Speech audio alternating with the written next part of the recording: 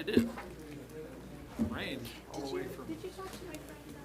I hit Robstown, I mean, it poured down rain all the way till I got to Combs, and then the road was dry. There was like 3 different thunderstorms. I mean, the lightning was freaking continuous. It was amazing to watch, This thing doesn't move. which is good, because as boring as that drive is, it kind of broke it up. 12 minutes. They don't even bring me the month. Oh, that's horrible. Oh my God. That's worse than King Ranch. Yeah. But At least I'm looking for bucks or something. Exactly, exactly. Now that is a, from that freaking Horseshoe Ranch, all the way, I mean, until you see that sign says Lake Corpus Christi, it's like, thank God. See how you do? Okay. So they're pretty sure. Okay. So they probably want How was your trip back? Good? What's up? When did you get back, Saturday? Yeah, like Saturday evening. We packed up, took my son. Mayor, it's 5:31. Good evening, everyone. Thank you for joining us. We got a full house today.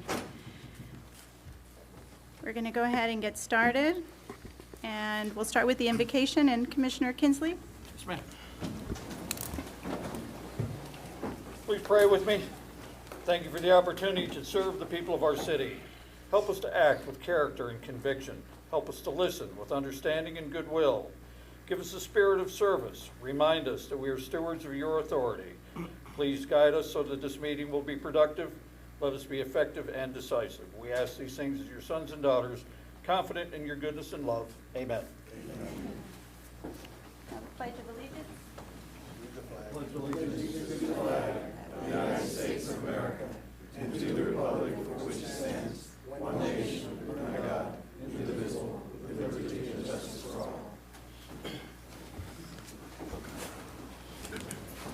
Right, the time is 5:32. We're going to call this meeting to order. And if council could read the conflict of interest. Yes, Mayor. Under state law, a conflict of interest exists if a council member or certain members of that person's family has a qualifying financial interest in an agenda item. Members with a conflict of interest cannot participate in the discussion nor vote on the agenda item. Are there any known conflicts of interest to disclose at this time? No. Yes. Item 6. Okay, duly noted. No. No. 21. Thank you.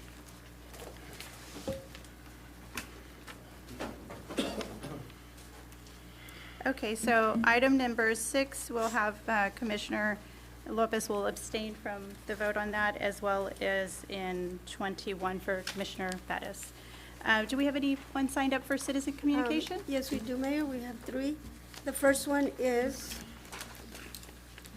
Donna Ray Leonard, and she wants to talk about HCISD MOU. You're going to make me kill the vibe right in the beginning of the meeting. My name is Don Ray Leonard, 4309 North Minnesota Street. On May 24th of this year, 19 children and 2 teachers lost their lives in what they believed to be the safety and security of their school, Robb Elementary.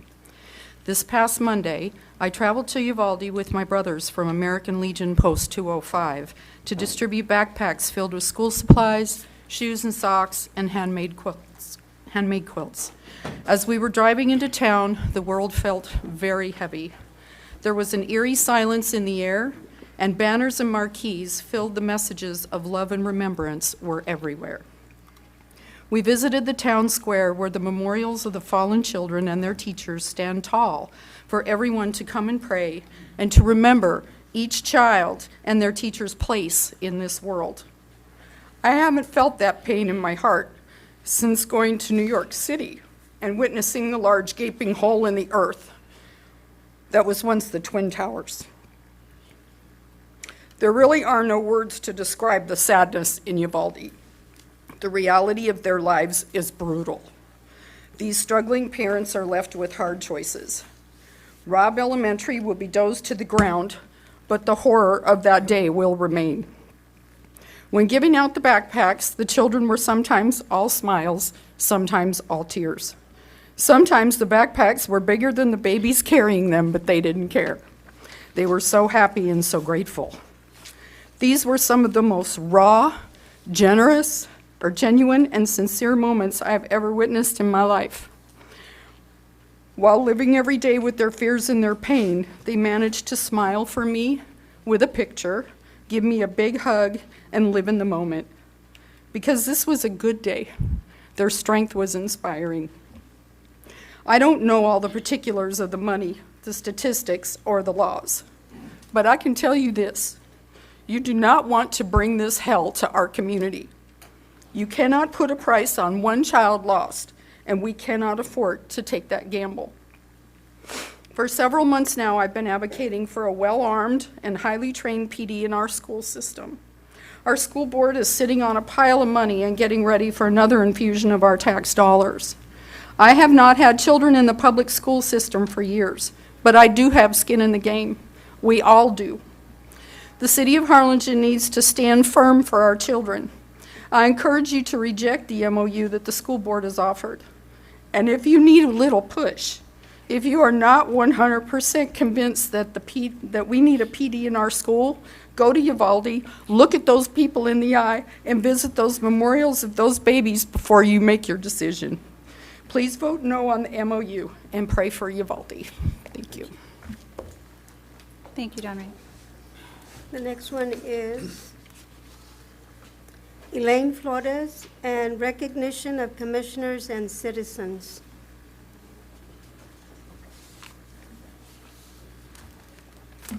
Good afternoon, Mayor, Commissioners. My name is Elaine L. Flores. I reside at 821 East Jackson here in Harlingen, District 2. First of all, I'd like to say thank you, Mayor, and thank you, Commissioners, for bringing a new, fresh breath of air and to see how you all apply the adage of let's agree to disagree, the way you all handled each other with such courteous and professional attitude. I applaud you for it. I am so happy to see that once again in our community. The reason I'm here is because I'd like to make a suggestion in which citizens are recognized for going above and beyond in helping the citizens, the city and its respective neighbors. For example, in my alley, which is located between Jackson and Monroe, 8th and 9th Street, there are some very large, deep holes that are made by the rain and by garbage trucks that get stuck in the mud when it rains, creating an even bigger, larger problem. Vehicles get damaged also because of these big gaps in the ground. The city does respond accordingly when we call upon them, but unfortunately, it is only a Band-Aid solution. As a result, my neighbor, Richard Clark, from 3 houses down from where I live, has always taken it upon himself to remedy the situation. For example, this last occasion, he took it upon himself to get pieces of cement blocks to cover all of these holes to level out the ground. As a matter of fact, I sent pictures of that to Commissioner Lopez, and he's in possession of those pictures. Not only did he do that, but for years, and I've been living there since 1981, and ever since then I can also remember Richard walks all his dogs, which are several, not until late at night, which is around 10:30, 11:30, in order to do surveillance. He likes to make sure that our garage doors are closed, that everything is in order for our safety. And he does this because of his own concern as his neighbors. The latest he's done is also because of the heat and everything, our yards are not looking like they're supposed to be looking until now that it's rained. And knowing that my sprinkler system is not functioning, he took it upon himself, which is 3 houses down, to connect all these hoses and water my yard from his yard, which was not called 3 for. minutes But are up. but he did them, if I may, just a little bit more. I know that there's one commissioner here that does acknowledge the constituents in his respective district, and I would like to recommend that the commissioners, all of you, as if though you don't have enough work as it is, to please take it upon yourselves also that if somebody brings something to your attention or recognizes a neighbor or a citizen in their district, if you could send a letter or a postcard, and I think this contributes to being the good neighbor attitude, which provides, I think, a different ambiance for the city of Harlingen, especially for those that are looking for a place to come in and move into, and it just makes for a better citizenry. Also, I'd like to take this time to publicly thank Commissioner Lopez because he himself has passed by my house not once, not twice, but 3 times because of the trees that are dry and old and the limbs are falling, goes by, picks up the limbs, puts them in his truck, and disposes of them. Not that I expect you all to be going around doing the city job, but I want to publicly thank him. And the reason I bring this about also is because the end result of all of this, what I'd like to see this become again what was once known as Harlingen being the capital city of the Rio Grande Valley, and for us to be able to earn again, once again, the title of All-America City. Thank you. Thank you so much. And I'd love all of those ideas, and I think it's something we can implement as a commission. Thank you for sharing. The next one is Raymond Reyes, and he would like to be called, and his topic is future of our city. I believe he's here. He's here? I mean, I saw him downstairs.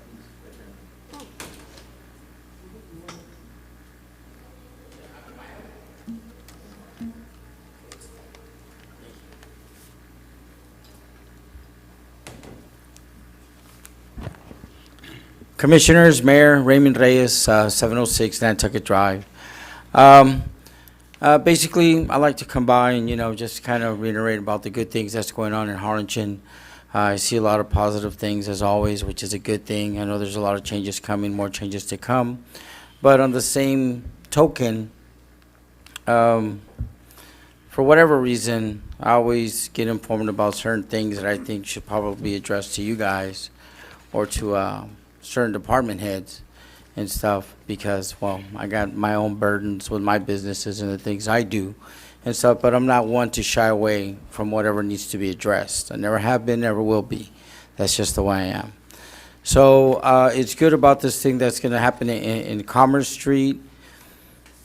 Hopefully, I'm hoping that, individual contractors here locally, at least in the valley, get some of these contracts.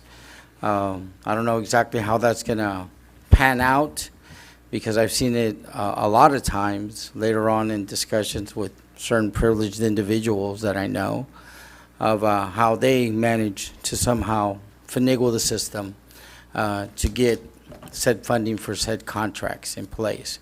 So I'm hoping we can get past all that and keep it here locally. I mean, we got people here that are skilled, that have businesses, that can do the things that need to be done.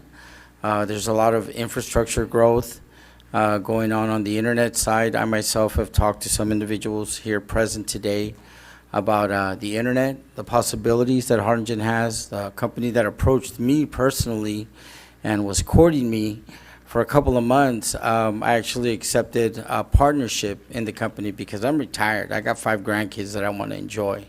But they were so innovative and so far ahead of the game using technology that's, was of course based off the military, which I'm ex-military, and have done IT stuff for about 36 years in 30 countries around the globe, so I might actually know what I'm talking about.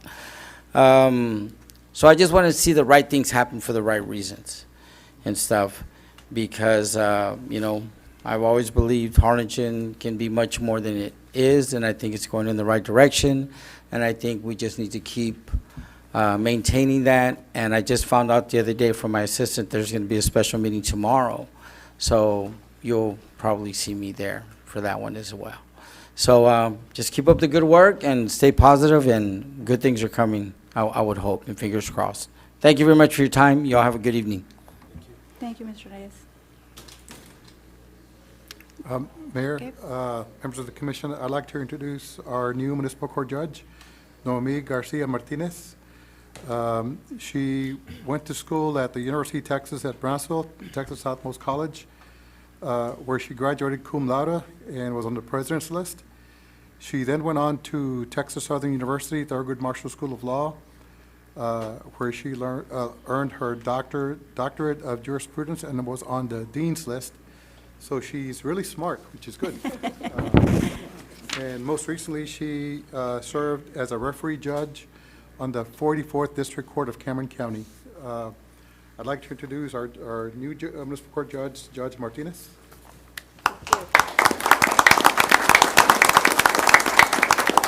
Honorable Mayor, Commissioners, thank you so much for the vote of confidence in appointing me to this position. As Mr. Gonzalez did mention, I am coming straight from a district court. I was a referee judge in the 44th District Court for 6 years. I have my mentor judge is Commissioner Lopez's mom, Migdalia Lopez. She was there, so I left her to do all the work. But I am very happy to be here.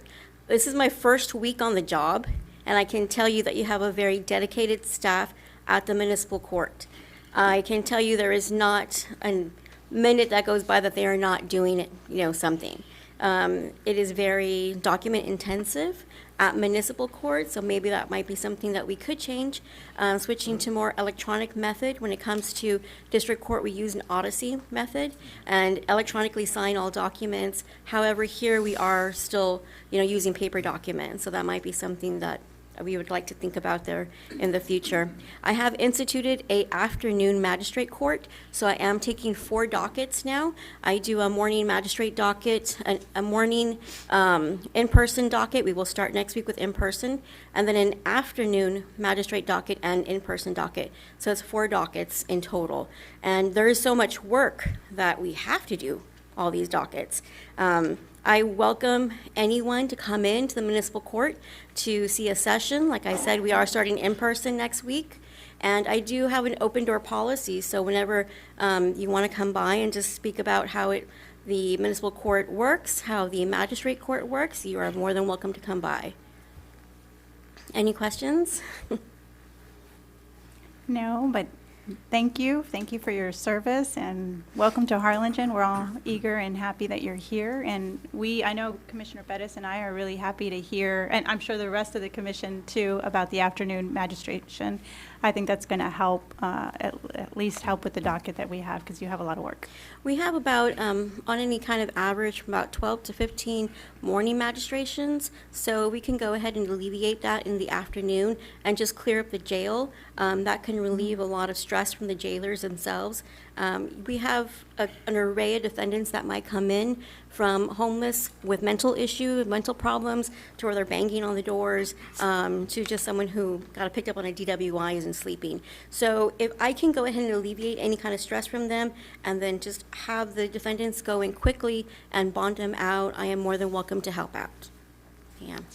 So thank you so much for everything. I do live in Brownsville. I saw everybody giving their address in Harlingen, but I am from Brownsville. So I will be leaving today's meeting early. Thank you. You all take care. Thank you. Welcome to the team.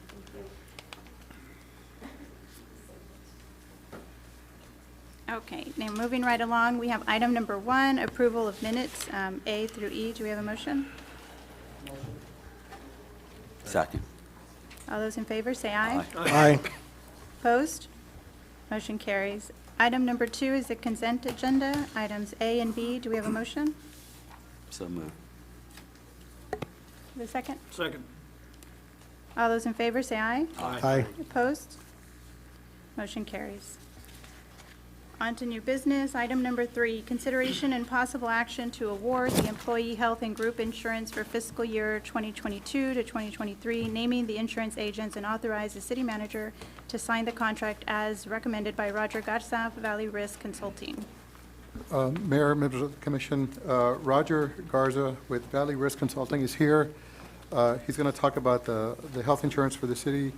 we have spent a considerable amount of time talking to each other, going over the initial submission that was made by Blue Cross and United. We're also going to talk about the agents as well. He did have a copy of the PowerPoint, and it's in your pack. There you go. It's in the black binder that's on your dais. So, Roger. Thank you very much, Mr. Gonzalez. Mayor Sepulveda and honorable members of the commissioners.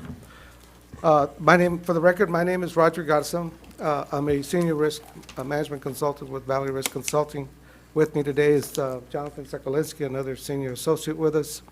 I'd like to brief you a little bit on some of the history of what we did in the last 6 weeks.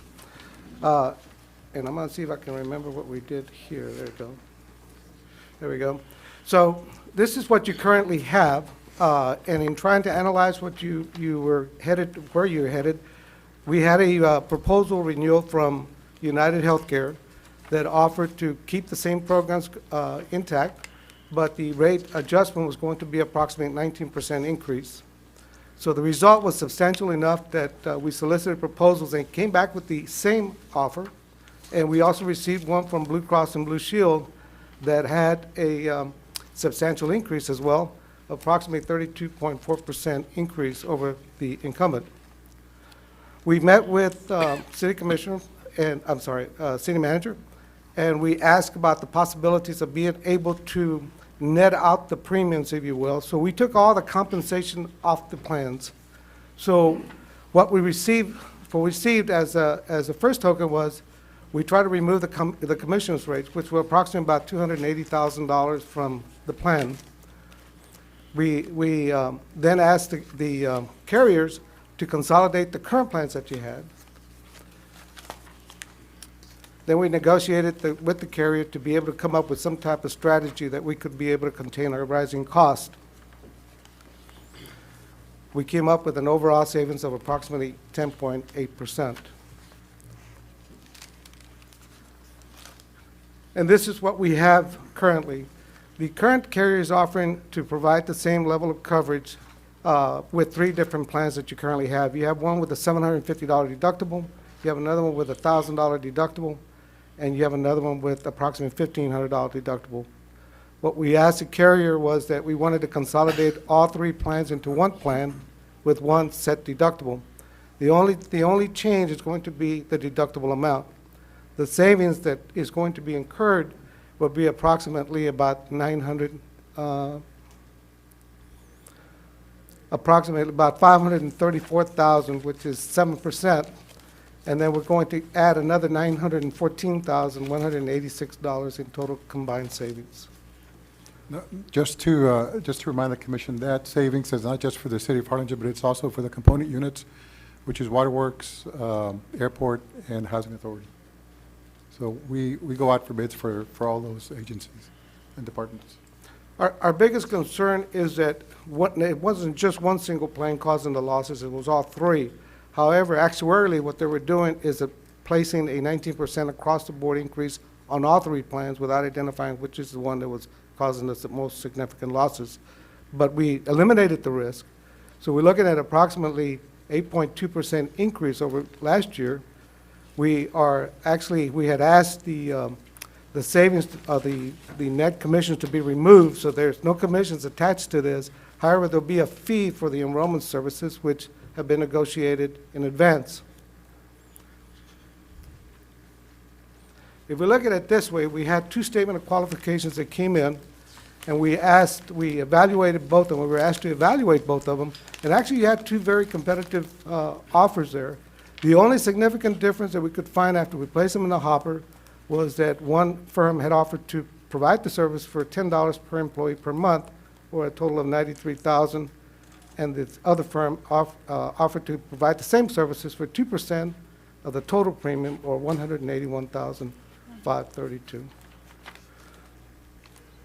What that means for the plan is that the agents for the plan will be Salazar Insurance Group. As you know, the current agents are Shepherd Walton and Texas Insurance. And it's our understanding that all 3 firms are from Harlingen, so it's actually a very it was our thoughts that we want to keep it local here, so, and that's why we came up with the monetary being the motivating factor. So well, our recommendation is to award United Healthcare the fourth option plan, which is the one with the $1,750 deductible with Salazar as a servicing agent, not the agent of record, but the servicing agent, which will provide the enrollment services for you. And do other municipalities have only just the one plan? Some do and some don't. Some have a buy-up option, some eliminated it. What's happening, Mayor, is that we have a rising cost right now based on what has happened the last 2.5 years with the pandemic. Conditions that people never really paid attention to have now become chronic.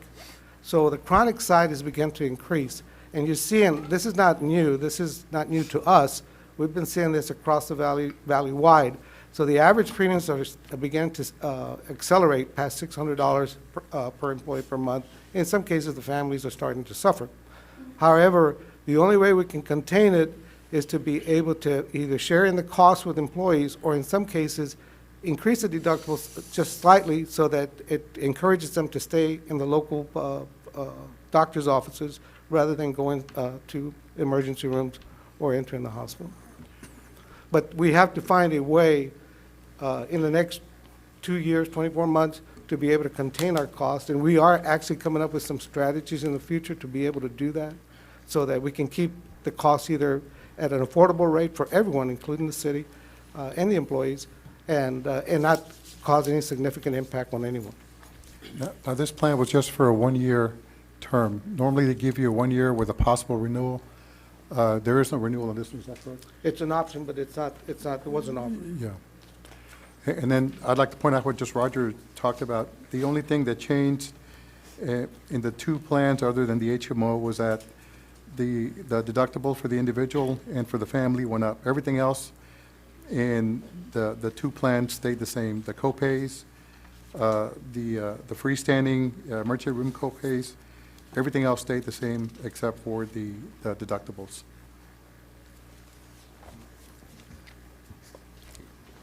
I have questions. Yes, sir. It should be noted that United Healthcare is a A+ AM Best rating, top you can get. They've got the deep pockets to pay the deep claims. You have here under prescriptions 30-day supply. Can people get 90 days, or do they have to have 30 days? It's actually, they have the option to get 90 days. There's a slight differential or it's an incentive actually to get 90 days if they're on maintenance drugs. It's more cost Yes, effective sir. and more time efficient. That is correct, yes, sir. Okay, so they can get 90 days. That is correct, Okay, yes, sir. great. And then, what did we pay you to do this? I think it was, 25,000. I think it was 19, I think it was 19, or I think. Yeah, I don't recall the amount, but it was a decrease from what we had paid. Okay, I just want the public to know. I think, sir, and I'm gonna, because I don't handle that, but I think it's 19,200 or 300, something like that. Okay, and when you say commissions will be billed separately to the city, correct? Yeah, they're detached, yes, sir. Okay, and so the commission through Salazar will be $93,000 for the year, correct? That is correct, yes, sir. Okay, and how will they bill the city? We do. Monthly, quarterly? It's monthly, sir. It's per employee per month. So when you get your monthly statement from United Healthcare, there's a line item that is attached to it that will have, in your particular example, probably about either $7,000, I believe, dollars a month. They do the enrollment and they do the servicing work. It's kind of similar to what you had prior to that, but it's just a lot less. So won't actually. So what we're doing is transferring the cost of insurance, transferring part of the financial cost from the employee to the city at whole, correct? Correct, yes, sir. Okay. I will say that we took getting to where we are today took a lot of meetings, a lot of hard choices because of the 19% increase that we were faced with. And I think Roger did a great job in getting us to where we are now, in going back to United to renegotiate, to make sure that we got a product that didn't change the employee coverage except for the deductible. No, I agree totally. I think this is fabulous. Well, thank you, sir. Thank you. How, did you go into detail with a Blue Cross Blue Shield? Blue Cross Blue Shield. In terms of asking for a best and final, we did. We had asked them for their best offer. They did some numbers. However, they were still higher, significantly higher. Actually, I think they came back at 26% versus the 7% from United. So they were still up there in the dollar figures. So United is gonna, it's, from last year, we're looking at a 7% increase, right? That is correct, yes, sir. And Blue I'm Cross sorry, Blue I Shield? apologize, 8.2%. 8.2%. My apologies. 8.2%. And the other one, Blue Cross, was gonna be how much? 26.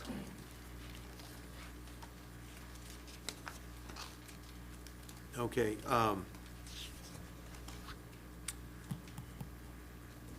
have you ever heard of Healthy Cues? I haven't heard of them, but I know what they do, yes, sir.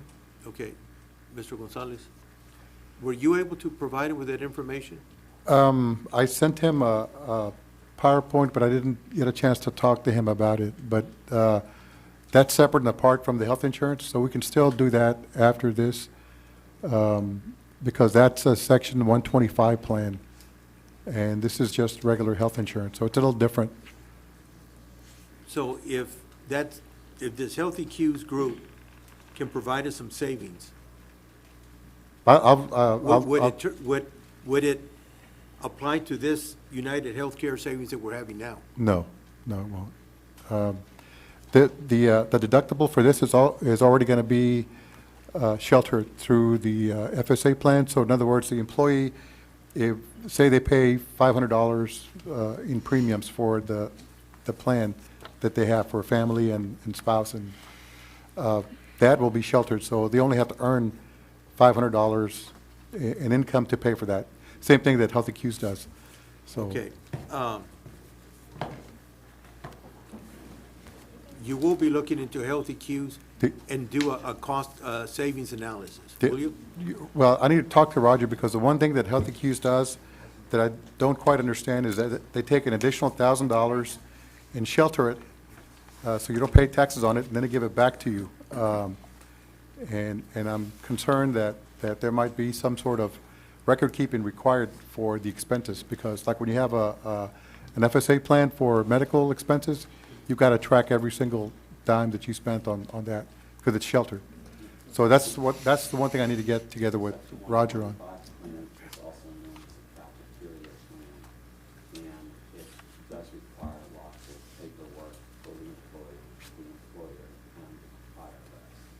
I just need to run that through Roger, see what he feels, and then whatever he tells me. But it is the same thing. We're doing the same thing, Commissioner, but not to the extent that they are.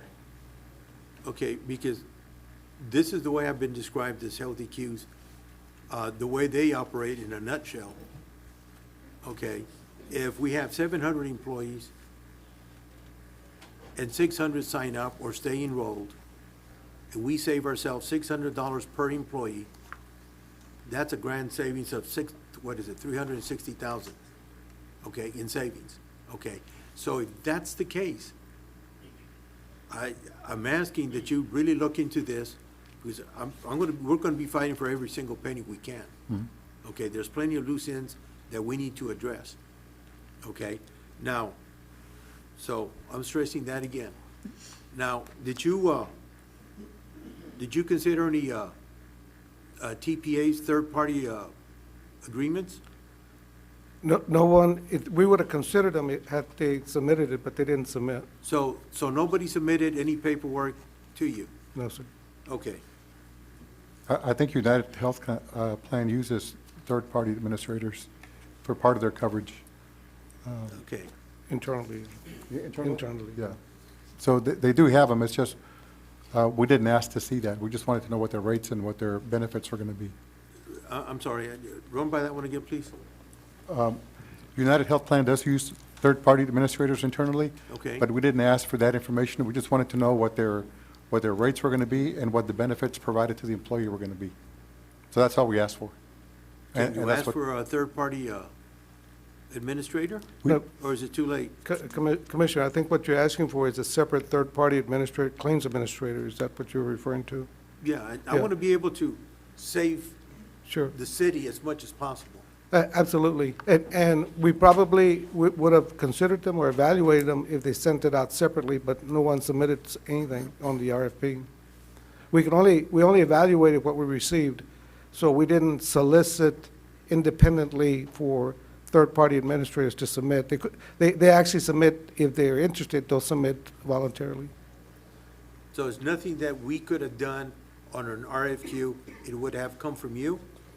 No, sir, it's nothing that, in other words, some third-party administrators have stipulations on how they're going to quote, and it has to be a certain volume or a volume of employees or a certain volume of risk. And in some cases, they don't feel compelled to quote because they don't feel competitive at the time. So if typically a third-party administrator will submit when your claims are stable, because their networks are very limited.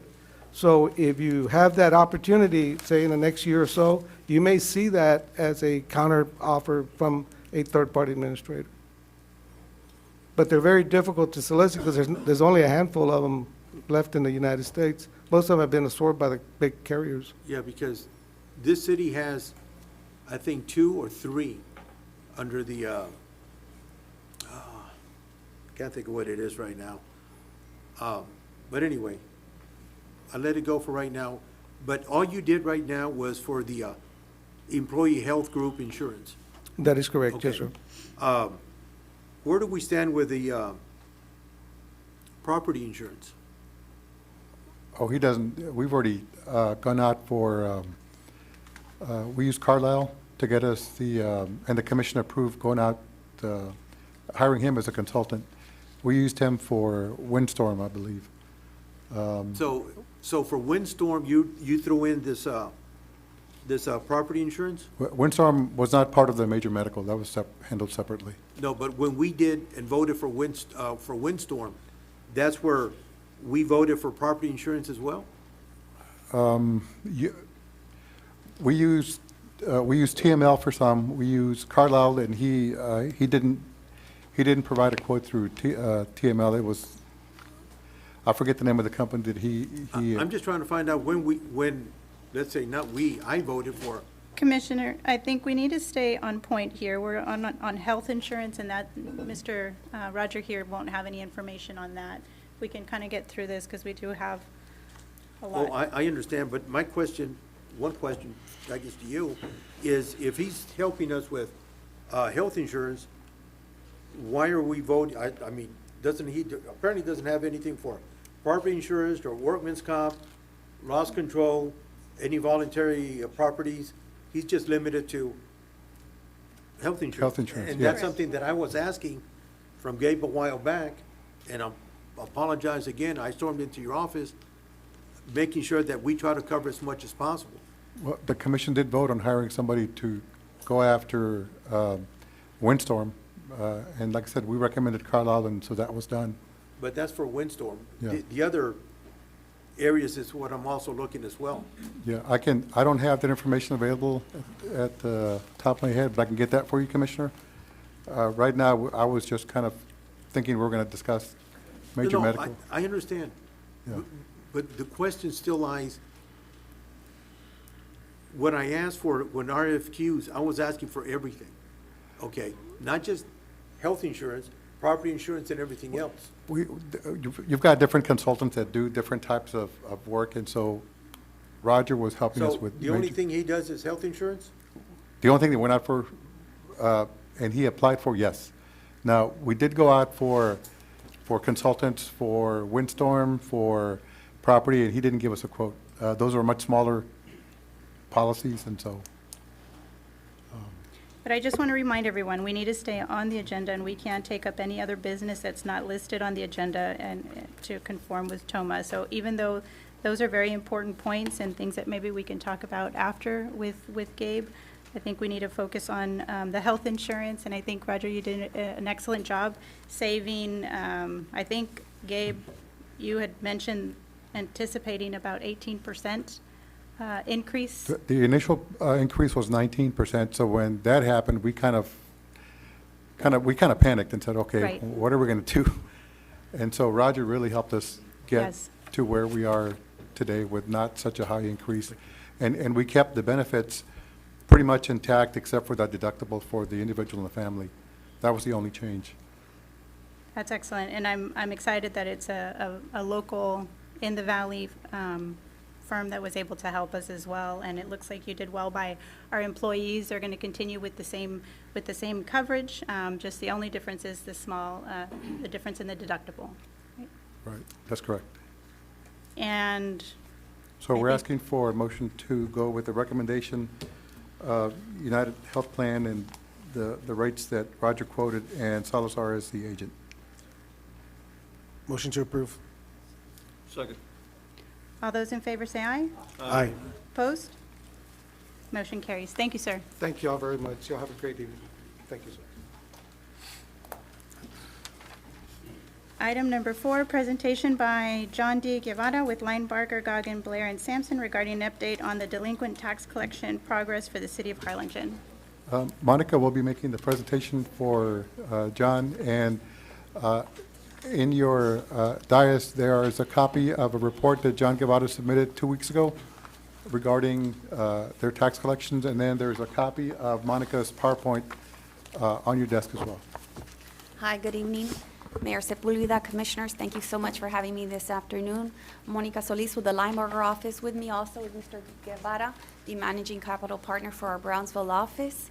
What we have for you tonight is a summary report of the delinquent tax collections conducted for the city of Harlingen for the October 1st, 2021 through June 30th of 2022 reporting period. We still do have 3 months left in the fiscal year, but up to date, these are the numbers that we have for you. I'd like to start by discussing with you some of the practices that we use in the collection procedures that we do. Now, we conduct 10 mailings throughout the year on behalf of the city of Harlingen. There is a letter that is sent out to any property owner owing more than $25 in taxes. In that mailing, the property owner will receive information as to what is owed in base tax, penalties, and interest, and also gives them information to contact our office with a phone number, also our address, so that they can come in and make contact with us if they prefer to come into the office or they prefer to call. They're welcome to give us a call. Now, aside from the inbound calls that we receive, we also make outbound calls. So through skip trace capability, we're also able to garner probably the most current contact that we have, make contact with a taxpayer, let them know of the delinquency that is owed, and different options that are available to them so that they can make either payment in full or a payment agreement if need be.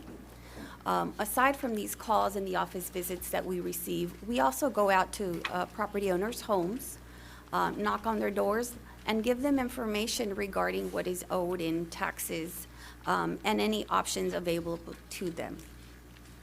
Now, we use the tool of litigation as a final option because we know that once a lawsuit is filed, there are costs that are incurred, and aside from the delinquent taxes, that property owner will also have to incur those costs.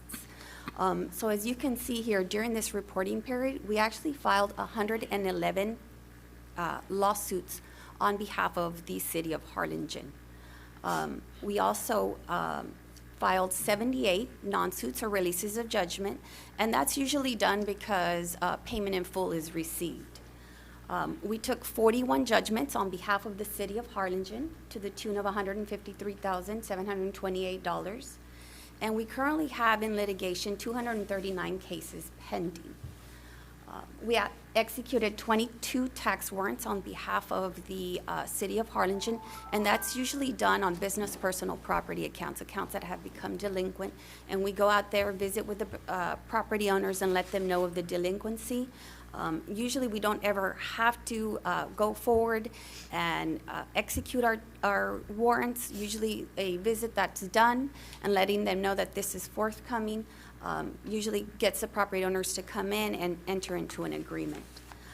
We also currently have about 55 cases in our pre-litigation activity, and what that means is we are getting these accounts ready to move forward and file suit on. But like I said, usually that's the final option for us. Yes, sir. You said for Harlingen, so this isn't money coming with the county or the school district, this is just our piece of the larger piece. That's correct. This is solely what is on behalf of City of Harlingen. Yeah.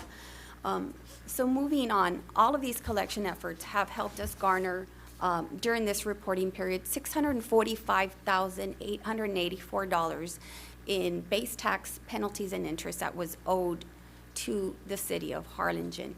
As you can see in the last graph there, base tax collected, there was $470,000, $175,000 in penalties and interest that was collected, for a total of $645,000. We have given you numbers for the preceding years. I will point out that the 27% collection rate that we've totaled there, we still have 3 months left in the reporting period, like I said. So we're hoping by the end of September, the end of the fiscal year, we're going to probably reach the 31% that we reached in the previous year. One of the things that we also do is we conduct tax sales on behalf of the City of Harlingen. So if there are any judgments that are taken and we're allowed to proceed to sell, if people don't enter into an agreement with us or taxes are not paid, we move those properties forward to sell. Within this reporting period, we actually conducted 6 tax sales, and that encompassed 21 properties that were prepared for sale. Now, of those 21 properties, 9 were actually sold, and I can tell you none of the 9 properties were homesteads. No homestead at any time was ever sold. We did have 12 properties that were removed from sale for either payment in full, payment agreement was entered into, or they were administratively pulled for one reason or another. Moving on, I'd like to talk about the Texas Homeowners Assistance Program mailing that we conducted on behalf of the City of Harlingen, and that was separate and aside from the 10 mailings that we do for the city. This mailing was conducted because the Texas Department of Housing and Community Affairs actually was administering a grant program under the American Recovery Program, monies that they received.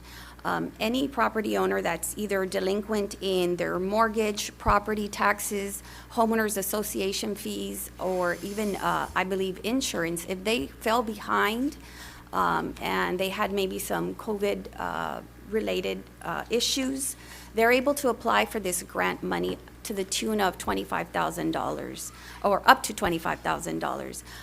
And we've been seeing many people who have been applying for this grant and have been getting approved. So on the daily, we're seeing the money regarding these grant programs coming in.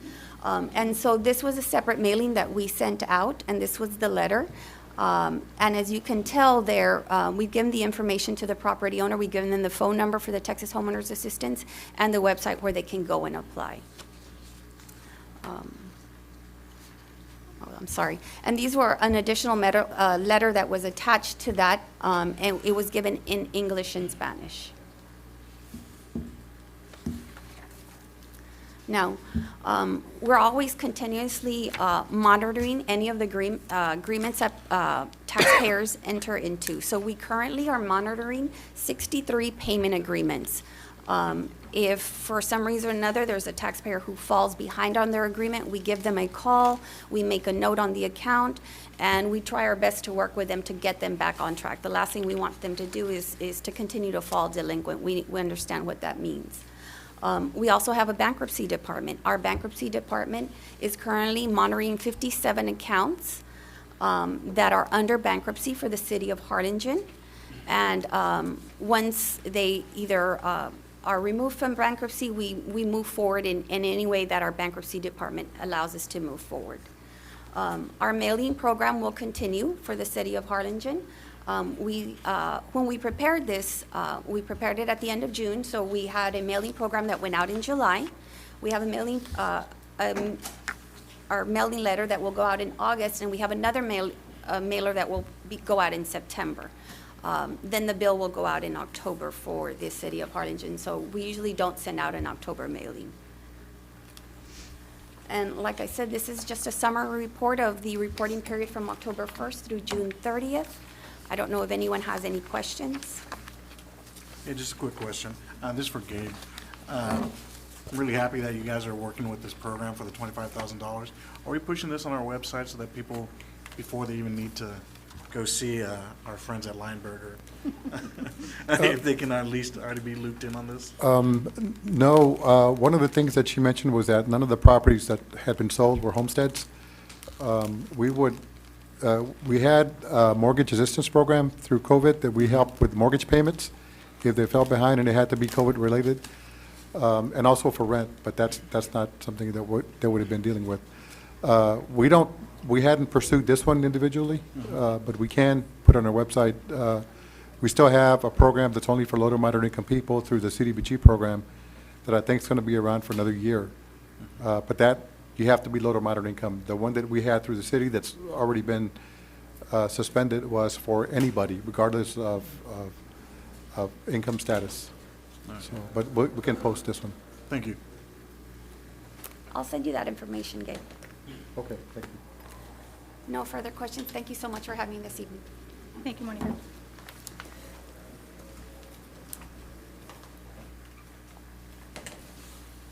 Item number 5, consideration and possible action to authorize the city manager to sign a letter of commitment on behalf of the city of Harlingen for the Harlingen Terminal Park and Ride project. Mayor, members of the commission, the Development Council through the MPO is going to pursue a grant for $1.3 million for the Park and Ride. As you know, the Park and Ride is a property that we're going to be acquiring from AEP. We're still in the midst of getting that worked out. We're working on the legal document right now. In the interim, the $1.3 million grant is going to require a match of $326,000. We can use an in-kind match of $300,000, which would be the property that the terminal building will sit on. So we would have to provide a dollar match from the city of $26,702, and we can probably take that from, since it's for capital, we can take that from fund balance. So I would recommend that we approve the item and authorize me to sign that letter. Gabe, I know I've talked to you about this before. We're taking the appropriate steps, you and Craig, to make sure that this fantastic property is not going to make flooding worse for the neighbors in the back, which is that church, or the surrounding neighborhood, right? We would have to do a drainage study ourselves, so that we're probably going to have some sort of detention on site. And that's in the works, at least you guys are Well, going to be not yet. We have to get the possession of the property first. AAP has agreed on the dollar amount. The FTA has approved the offer that we made from federal funds. So we're just working out the legalities of it. And so lawyers are talking to each other right now about trying to get that done as soon as possible. Okay. With that, excuse me, with that study that we're going through with the CSC, help with the flooding issues we have on their study? That's Well- halfway through it, or we still have another year? No, the CSE study is a 3-year program that we're probably just getting into about a year now, so we still have another 2 years to go. That study will not help this particular property individually, because every property has to be, you have to have an individual drainage study on each property to show that you're not going to do what Commissioner Lopez asked about it, which is just take all your runoff and push it someplace else. You've got to retain it for a while before you release it slowly, and it still has to be released at a 10-year rate. So that has to be done through engineers designing that for that particular site. What that study will do is, once we get it off that site, then they'll determine how best to carry it to either the Arroyo or the Mercedes floodway. That's what that'll help us with. All right, I'll make the motion to approve this. All those in favor say aye. Aye. Opposed? Motion carries.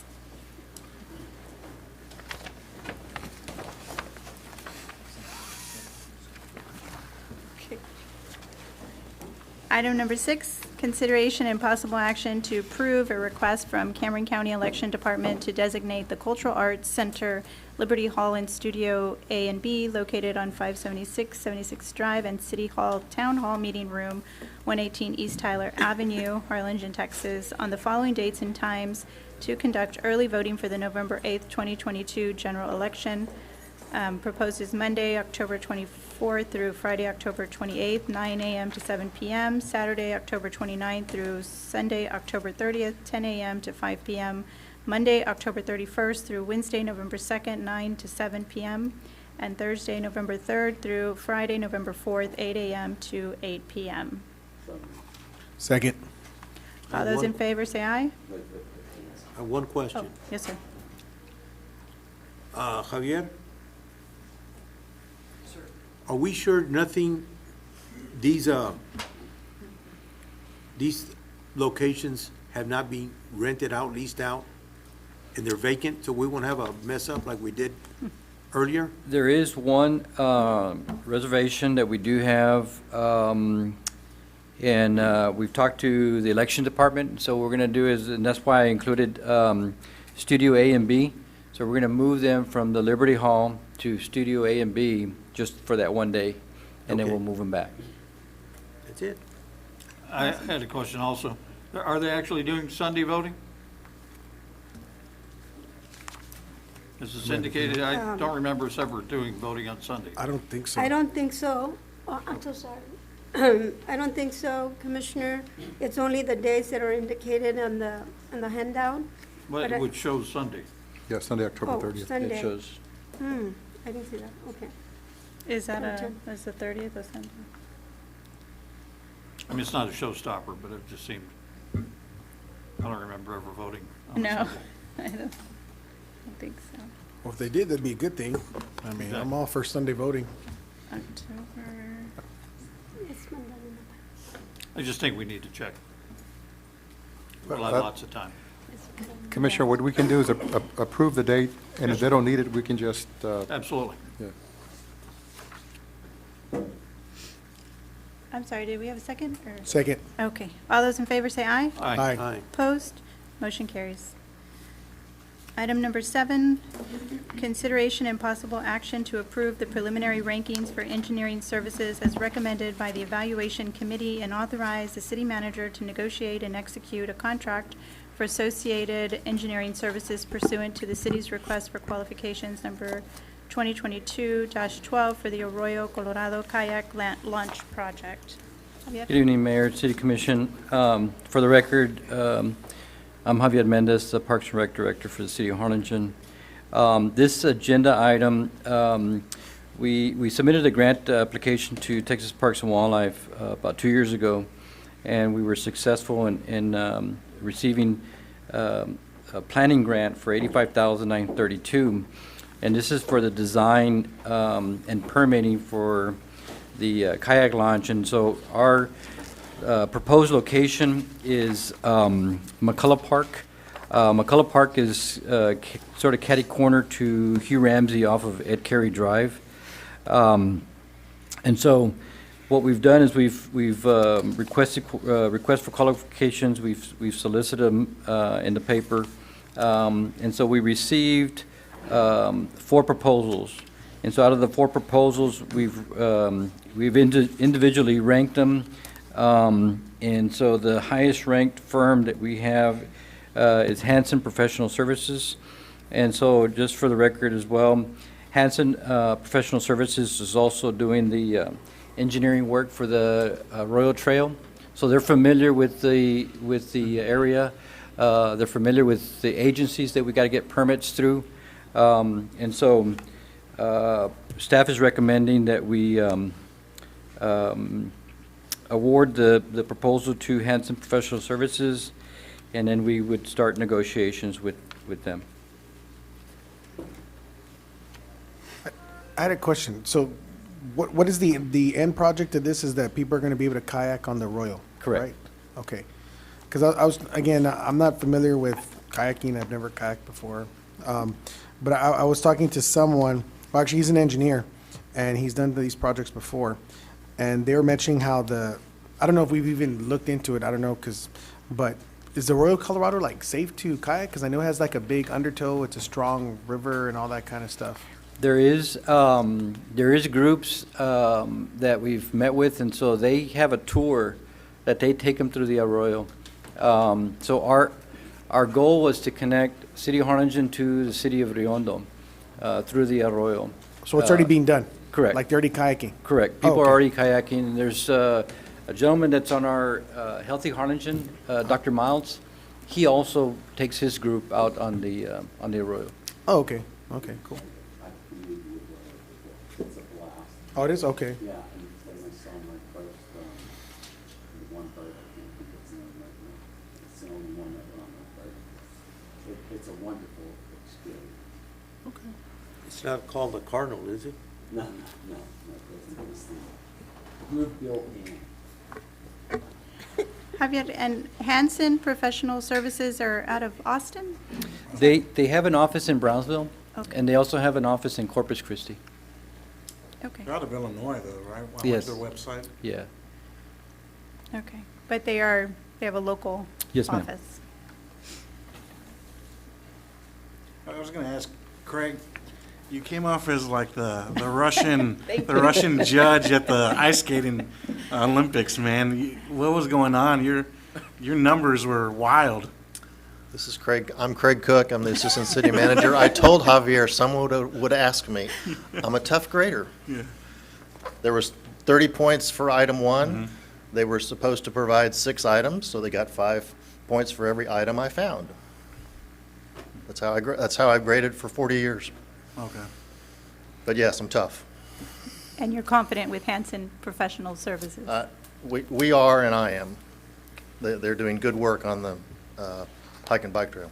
Well, we trust your very strict judgment. Thank you, Mayor. Motion to approve? Second. All those in favor say aye. Aye. Opposed? Motion carries.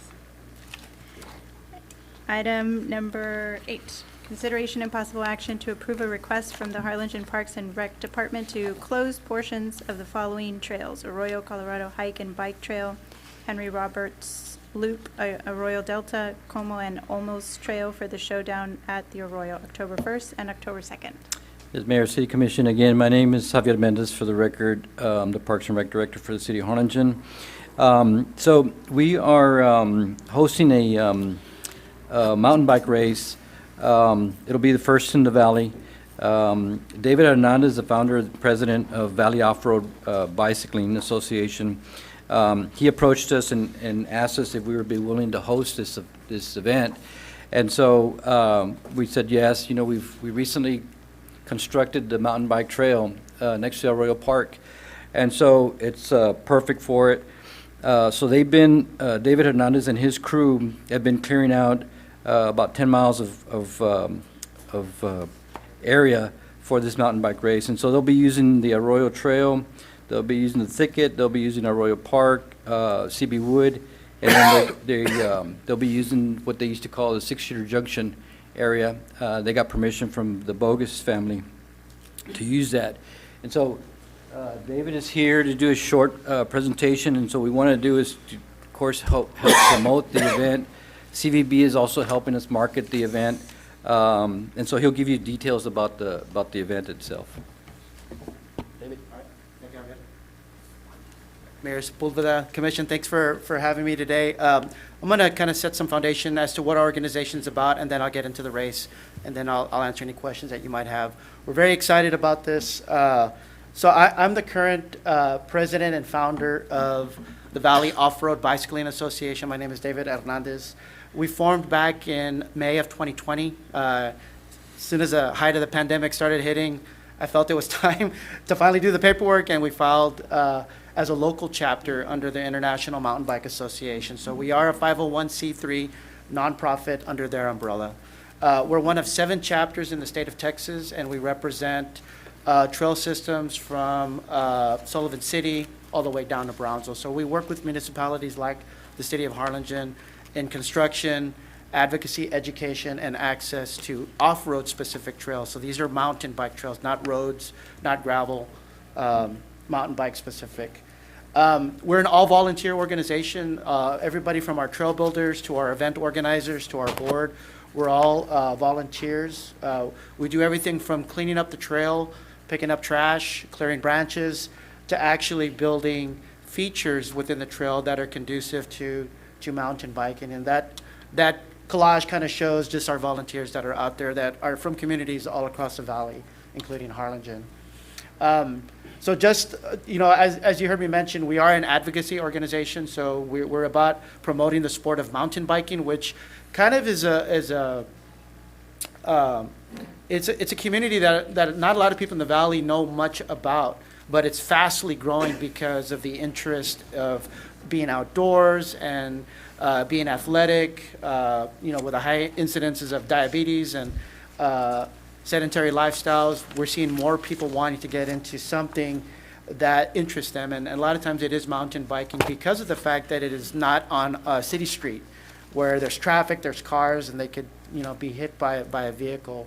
Off-road does provide other challenges, but it does provide the safety of not being on the road itself. We are a membership organization, so our members join for as little as $5 a month or $39 a year. Those fees go toward our local chapter as well as the International Mountain Bike Association. We do provide other discounts such as spot insurance, industry discounts for things that they would want to purchase for the sport of mountain biking. We do host specialized events. So in October, we host Take Your Kid Mountain Biking. We usually give out helmets. We give out different types of what we call swag, so free giveaway stickers, to promote the kids in our community to get out and mountain bike, whether they're on a tricycle or they're on a full suspension mountain bike. And we host this event across 3 different communities, Harlingen, Brownsville, as well as Mission. We also promote events with underrepresented communities. So we do International Women's Day, usually sometime in March. So we promote women to go out on mountain bikes, and we usually have either local riders or we have teams that will come in. They'll do a clinic and they'll teach women on how to mountain bike. So very heavily involved. On the trail aspect, some of the work that we've done here in Harlingen is we've created trail signage. A lot of times when you go to a trail system, especially an off-road trail system, you can get lost very easily. So we've helped design signage that promotes the etiquette of off-road riding, as well as directional, that tells you what direction to go. And we follow a trail difficulty system that rates each trail from white, easy, to double black diamond, which is super hard, and we don't have any of those down here in the valley. And we also put up trail flow directional arrows that indicate what directions for riders to go to avoid collisions and two-way traffic and things of that nature. And that's what that looks like. Those are some examples of some of the markers that we've got up along the Arroyo Trail. They don't take up too much space, and they're reflectors, so you can actually see them in the evening as well. Our organization runs off of, obviously, our membership donations, but also from corporate sponsorships. So those are our corporate sponsors. A lot of familiar faces from our community, including Bicycle World RGV, which is the longest running local bike shop here in the valley. We have a great partnership with Javier Mendez and the City Parks and Recreation Department. We've collaborated with them and have been on the same page with the construction of this trail, keeping the community safety in mind and making sure that we're all on the same page with what's being built out there, and including with this race that is coming up. Other organizations we're part of, I also represent Vorba on the RGV MPO, so I'm very well in tune with a lot of the decision-making that's going around in regards to cycling in the Rio Grande Valley.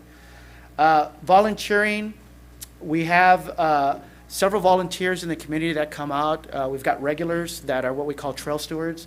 But we've had about 63 volunteers that we've been keeping track of since May of 2020, with about 93 different days that we've been out in the trails volunteering, about 278 and a half hours, which totals, if you factor in a daily laborer's wage, it's about $6,500. So we use an app called Golden Volunteer, where we track everybody's volunteer time that they put in.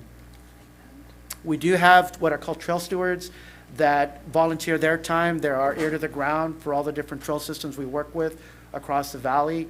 These are the ones that report back if there's some illegal activity. One of the things that we educate the community about is to not build a legal trail without getting permission, putting up ramps, putting up structures, those types of things. They report that back to us, and then we usually remove that, so it's not a liability to the landowner or to the city. We've come up with a uniform trail system that indicates when the trails are muddy to keep people off of the trails. When people ride muddy trails, it destroys them. It creates what we call ruts. So we've initiated a universal trail update that is on our social media page. I'll skip the video just for time's sake. We do work with, as I mentioned, with the City Parks and Rec, with your grants department. So we do have access to unique grants that are mountain bike specific that will make aware our municipalities aware of. So we do have access to specific grant funding as part of that. One of our major projects has been here in Harlingen with the Harlingen Arroyo Trail, as we call that. We've constructed, now we're at about 10 miles of trail total, and it makes up several different parts that we've connected. We created what's called Recluse, and that is directly behind the baseball fields there in Arroyo Park. It's about a mile. It is what we call a blue trail, so it's intermediate. We've created what's called the Dragon Bag. This is coming off of the back of CB Woods. And we have very unique terrain here along the Arroyo Colorado. We have the river embankments that you cannot find anywhere else besides the Rio Grande River here in the valley. So we've really maximized the terrain that we have here in Harlingen. We've built connector trails. So what we've been doing the last 3 years has been really connecting all the different trails, putting in features. This is eventually what's going to be the new trailhead for Henry Roberts Loop. It'll be an up and over where the riders will go underneath to enter the trail, and then they'll return going over it. And it's similar to a trail that we've learned about in the community of Bentonville, Arkansas, which is a community that at some point I'd like Harlingen to follow suit with, where they've embedded cycling and mountain biking in the community where there's trails all over. That's another conversation and maybe another presentation we'll get into at another point. But this is the map that indicates what the trail system currently looks like. A lot of people don't realize it's there, but we have a very, a really awesome trail system that we've constructed over the years. Some of it has been there before, some of it is brand new that we've built, but there's basically 5 sections you can see in the circles. There's Henry Roberts Loop, which was initiated by the late Henry Roberts, and on land that was donated to the city. We've since expanded that out to Recluse. We've constructed, if you remember the old 6-shooter junction, that's kind of a deep cut. We've constructed about a mile there. Obviously, CB Wood is the park that has been there for a while. There are 2 miles that are constructed in there. And then, of course, we have the thicket, which we have another 2 miles. So in total, it's about 8.3 miles of trail that will be part of the race. And then different racers do different amounts of laps. So this is kind of the logistics that we have set up for the race itself. As Javier mentioned, the name of the race is the Showdown at the Arroyo, the Day of the Shred. We've kind of gone with kind of the Day of the Dead theme since it's the month of October. We are the first race south of Houston and San Antonio that is part of this race series. They've never had a race down in South Texas this far south. So we're really excited that we're the first. Just a little bit background about the race organization. It is the Texas Mountain Bike Race Association, or TMBRA. They formed in 1994, so they're a long-standing organization. They have a faithful following. They're the only mountain bike race association in Texas, and easily they have between 800 to 1,000 racers that attend their events throughout the year. The event is planned for the weekend of October 1st and 2nd. The majority of the race will take place that Sunday, October the 2nd. We're number 3 of 6 on the Fall Texas Cup Mountain Bike Series calendar, and they've given our venue double points, so coming to Harlingen is going to be worth like going to 2 races for the racers, so that's going to guarantee that we'll have a good turnout. We are a USA Cycling sanctioned race. That is also a first for the Valley. That means that we are sanctioned by this national organization, which provides us general liability insurance, event management, national ranking for racers, and it does make sure that athletes follow the code in safe sport as outlined by USADA. That's just kind of our insurance coverage for the event, so I know that might be a concern for liability. We are covered under USA Cycling, being a sanctioned event. I've included some pictures from an event in Sugar Land, so you can get kind of an idea of what they look like. There is a Kids Cup race on the Saturday, so it's really neat. There's kids on little two-wheelers, on trikes, and all kinds of stuff. Makes it fun for the kids to come out. And then the race itself, you know, there isn't a bike expo. Racers do line up. Then, of course, the race takes place in the woods themselves. So this is kind of the schedule for the race. Friday, we'll set up the course. We'll bring in the stage, set up restrooms. Saturday is the Kids Cup. We do a new racers clinic. We do anticipate a lot of locals going to the race, this being their first one.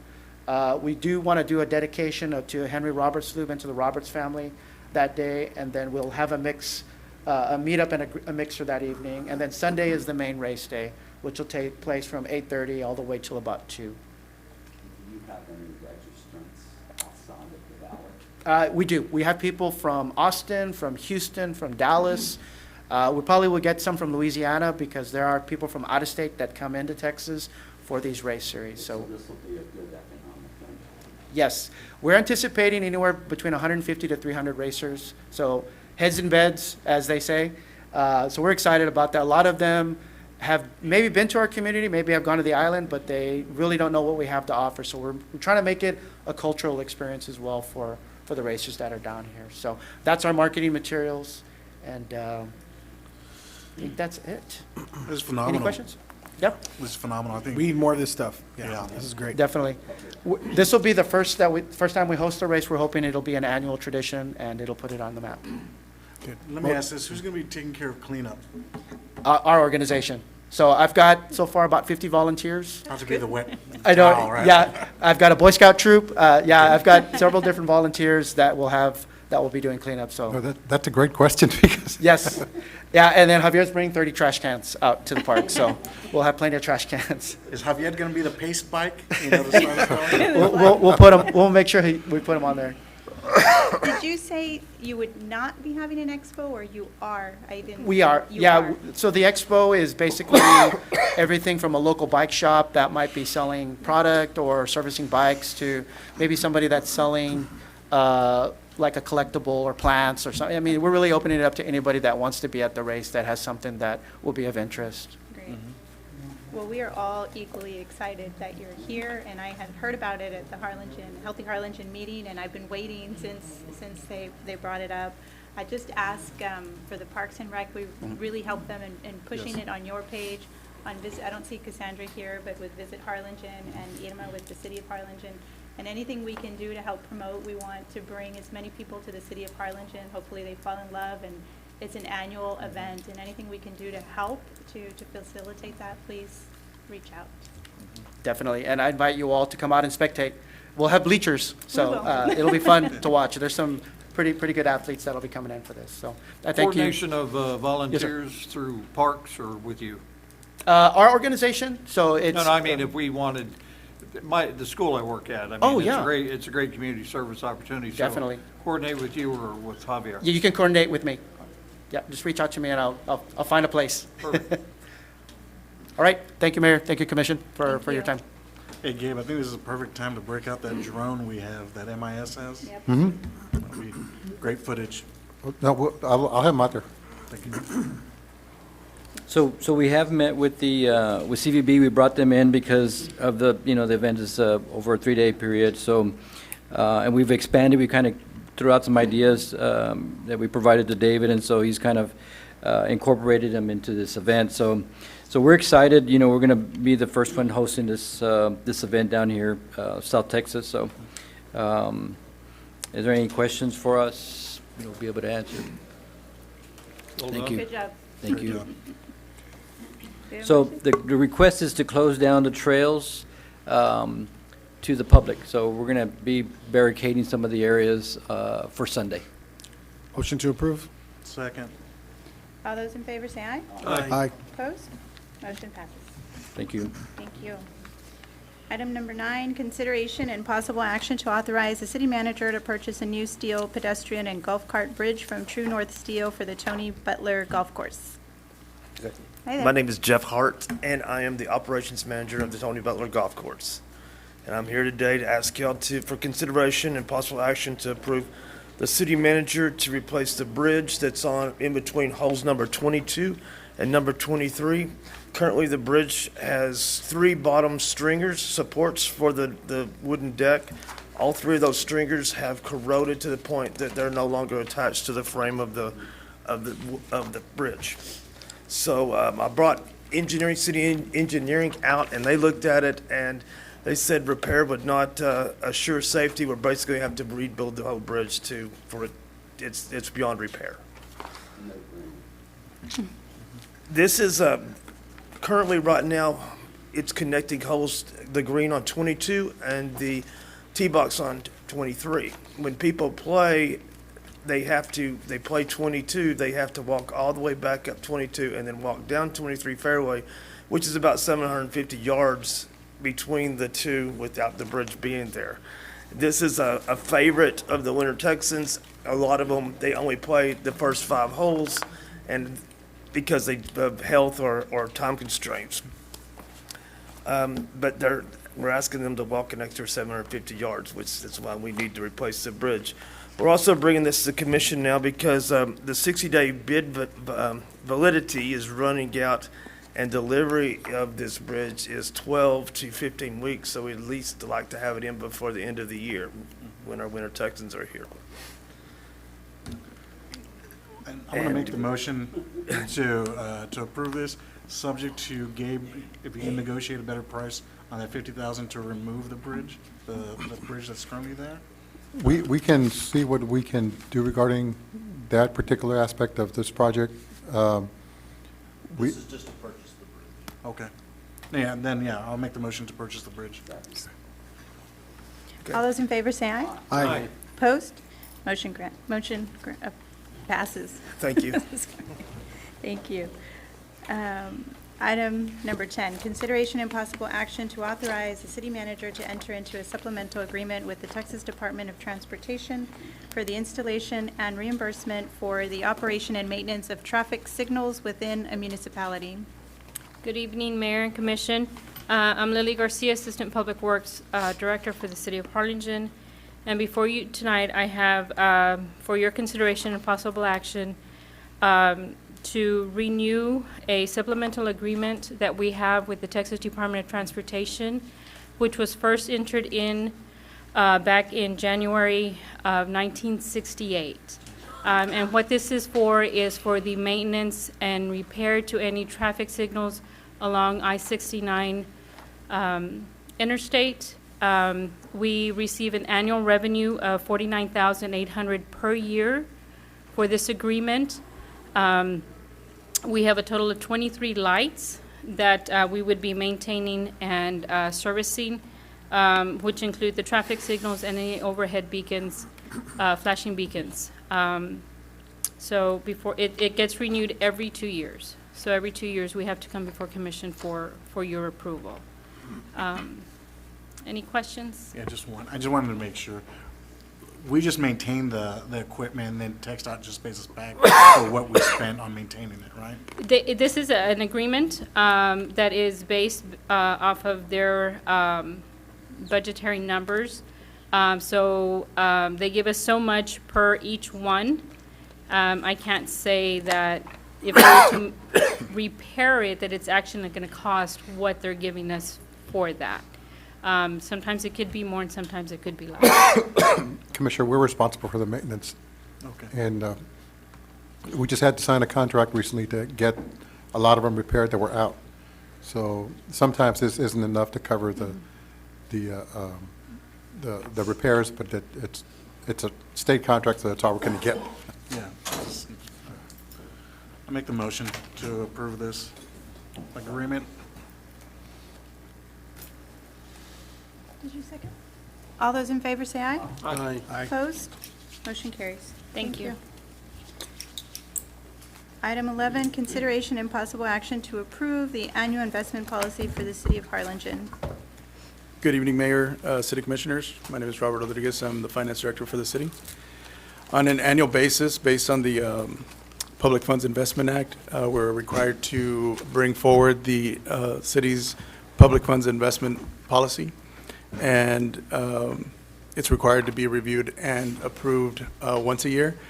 But if you can also do it throughout the year, so you can review and approve it today, and if you want to make changes throughout the year, we can always bring it back to the City Commission and make changes accordingly.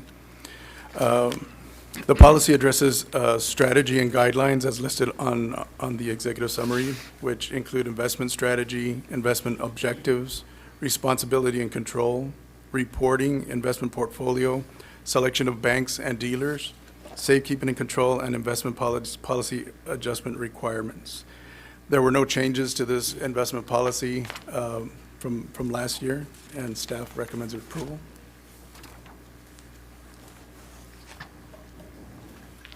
Any questions?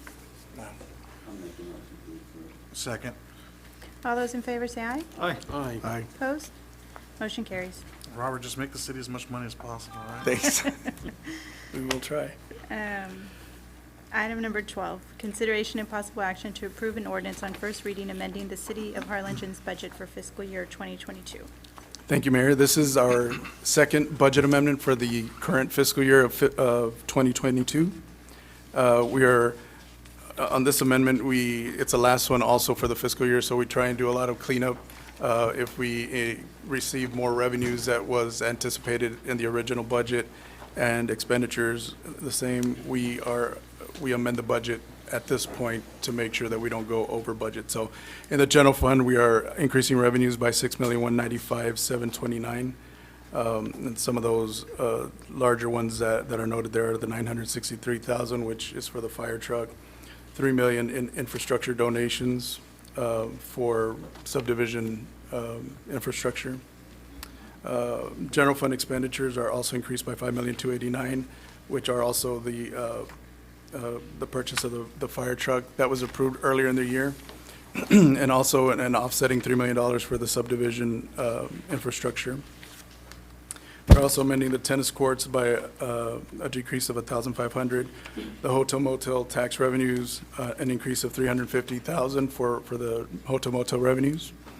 We are increasing or decreasing the free trade bridge by $82,000. Increasing the Harlingen CVB by $7,265 and the same amount for expenditures. For grant awards, we are decreasing by $9,834 in revenues and $9,140 in expenditures, and that's a large amount because it includes the $10 million in ARPA funds that we have not spent yet, so we have to reduce those revenues and expenditures until those funds are spent. Excuse me, run by that one again. What's with the ARPA funds? So we put that in the budget anticipating that we were going to pay out those expenditures and recognize that revenue. But since we have not paid out and mainly it's the waterworks, $10 million. So once we start paying that out, then we can start recognizing whatever we pay out as expenditure and as revenue. So in a particular year, if you fund the waterworks $7 million, then you can recognize the expenditure of $7 million and the same amount of revenue of $7 million. One of the things I did ask Waterworks to do, Commissioner, is that they present a project list to the commission before they spend that $10 million, just so you know where that money's going to go. So we're going to be doing that in the next few meetings or so, as soon as they get that. So they are starting to work on that. So they will get their 10 million? Yes. Yes, but they won't get to spend it until you guys approve it. Yeah. Sounds fine.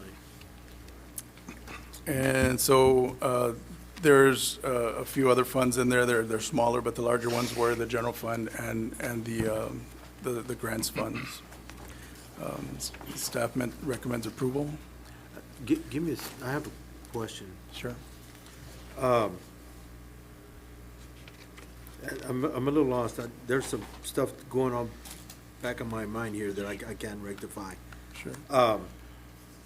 We're not looking at spending this money the next 30-some-odd days, right? No, so this is kind of, some of it is because there are departmental requests, but a lot of it is cleanup and to shore up some of the accounts that we have, like on, especially like on fuel. We had to, with the increased fuel costs, we have to increase the budget for the departments to cover that increase in fuel costs. On some of the revenues, we received more revenues in sales tax than we anticipated, so then we have to shore up the budget for that revenue so that it kind of matches what actually happens. How much of this could we roll over to the next budget?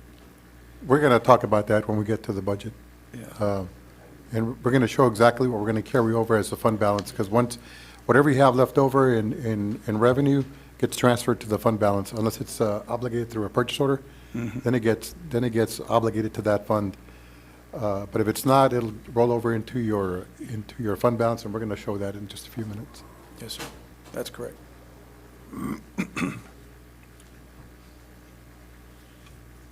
Okay. Something a concern I have about the language is how it talks about we've collected $98 million, but then we've spent like $108 million.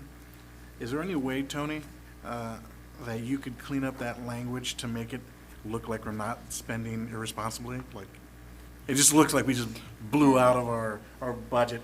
And if you could add a little language in there explaining how the money got broken down. I know that we're attaching the spreadsheets, but I'm fine if you can do it, just approving the subject to legal. We can attempt to go through it and set it out a little bit differently. My concern is being able to read the ordinance for its first reading, since we don't have that language already. That's timing. Right. What we can do, Commissioner, is just explain in the body of the ordinance what we did to have the balanced budget. Perfect. Yeah, exactly. But you're still going to have the caption. The caption, just so right. there's clarity on what you're asking as far as how this is going to be done. Mm-hmm. So the body can change, and we can amend the body to set those out. But if you're just looking at the highlights, they're there. And keep in mind that this budget, once we get through September 30th, is going to be audited anyway. So we're going to have the auditors look at this and come up with an audited financial statement for the commission to approve as well. So it's going to be looked at by professionals to actually tell us what we did.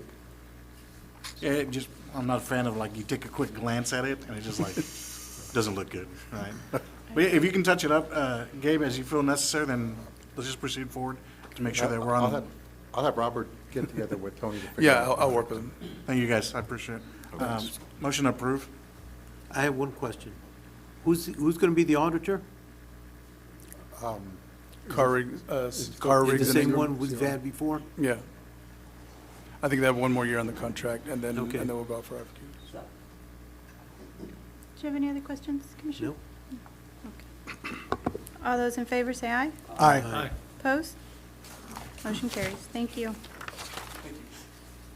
Oh, I'm sorry. You need to read the ordinance. Yes. Yes. Okay. So this is agenda item number 12, and we don't have an ordinance number for it, but the caption is, an ordinance amending the revenue and expenditure budget for the city of Harlingen, Texas for fiscal year October 1st, 2021 through September 30th of 2022. Total budget revenues will increase to $98,039,000.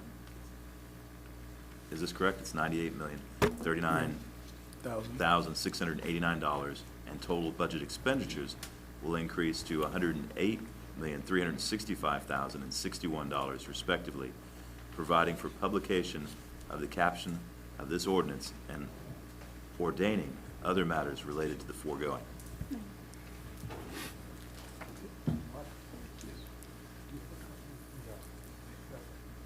Thank you.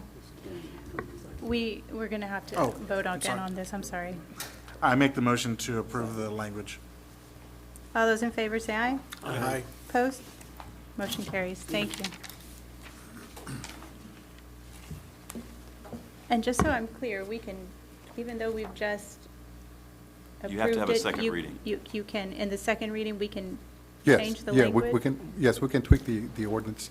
Okay. Uh, Because we I can- kind of, I agree here with Commissioner Lopez. It just, I understand it, but it doesn't look good on paper. We can, what I suggested was that we add a paragraph in there just stating how the budget was balanced. That had to come from finance. Okay. Perfect. Thank you. And just for the record, it's my understanding that it was subject to that addition. I didn't hear that. That's why I was on the move. Okay. Thank you. All right. Item 13, consideration and possible action to discuss the fiscal year budget 2023. Okay, Mayor, members of the commission, we've had a few budget workshops. We're getting down to the wire. So what I'd like to do is maybe have this adopted today so we can move forward with the budget. We're going to cover some of the things that we've discussed before. I won't spend a whole lot of time on it, but I do want to highlight some changes, and that's what I'd like to focus on today.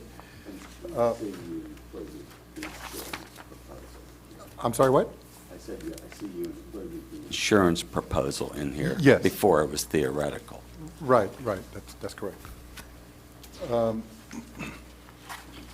When we started the budget process, we showed you what the current tax rate is, which was 61 cents, 0.619849, and we've had a few budget workshops throughout the process. The one rate that we're proposing today is a voter approval rate, and that is a decrease in the current tax rate of 1.349 cents. So it's a little over a penny decrease in the tax rate.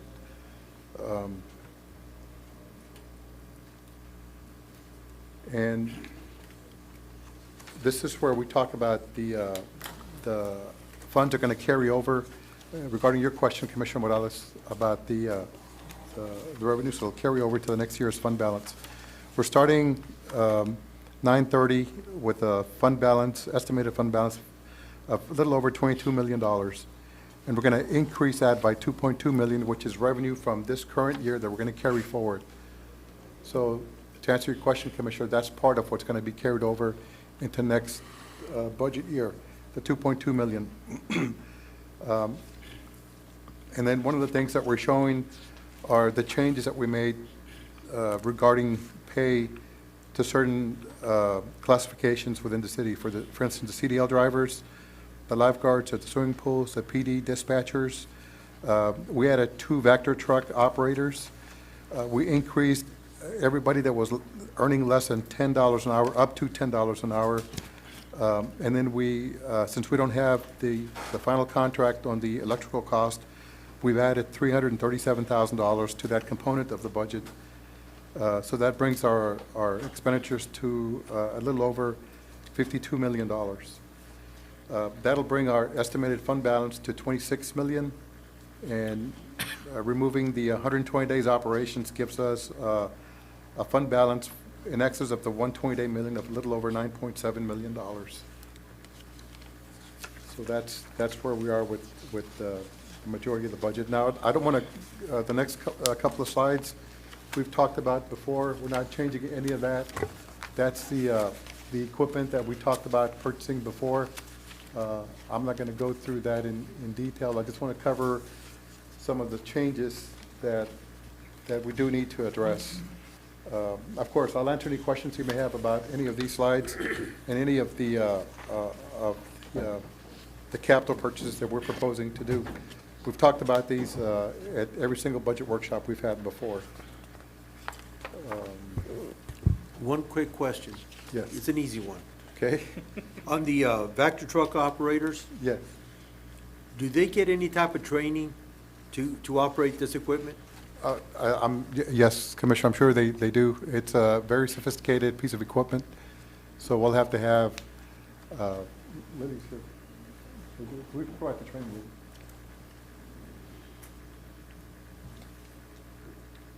when the Vectors is purchased, part of the purchase price includes training when we receive it. So the operators will get extensive training on all the equipment that's on there and how to properly operate it. So yes, they do get training. They get a 2-3 day training, plus we have also a local vendor that if we need any help or any assistance or any additional training on top of that, they're always willing to come down and help us with that as well.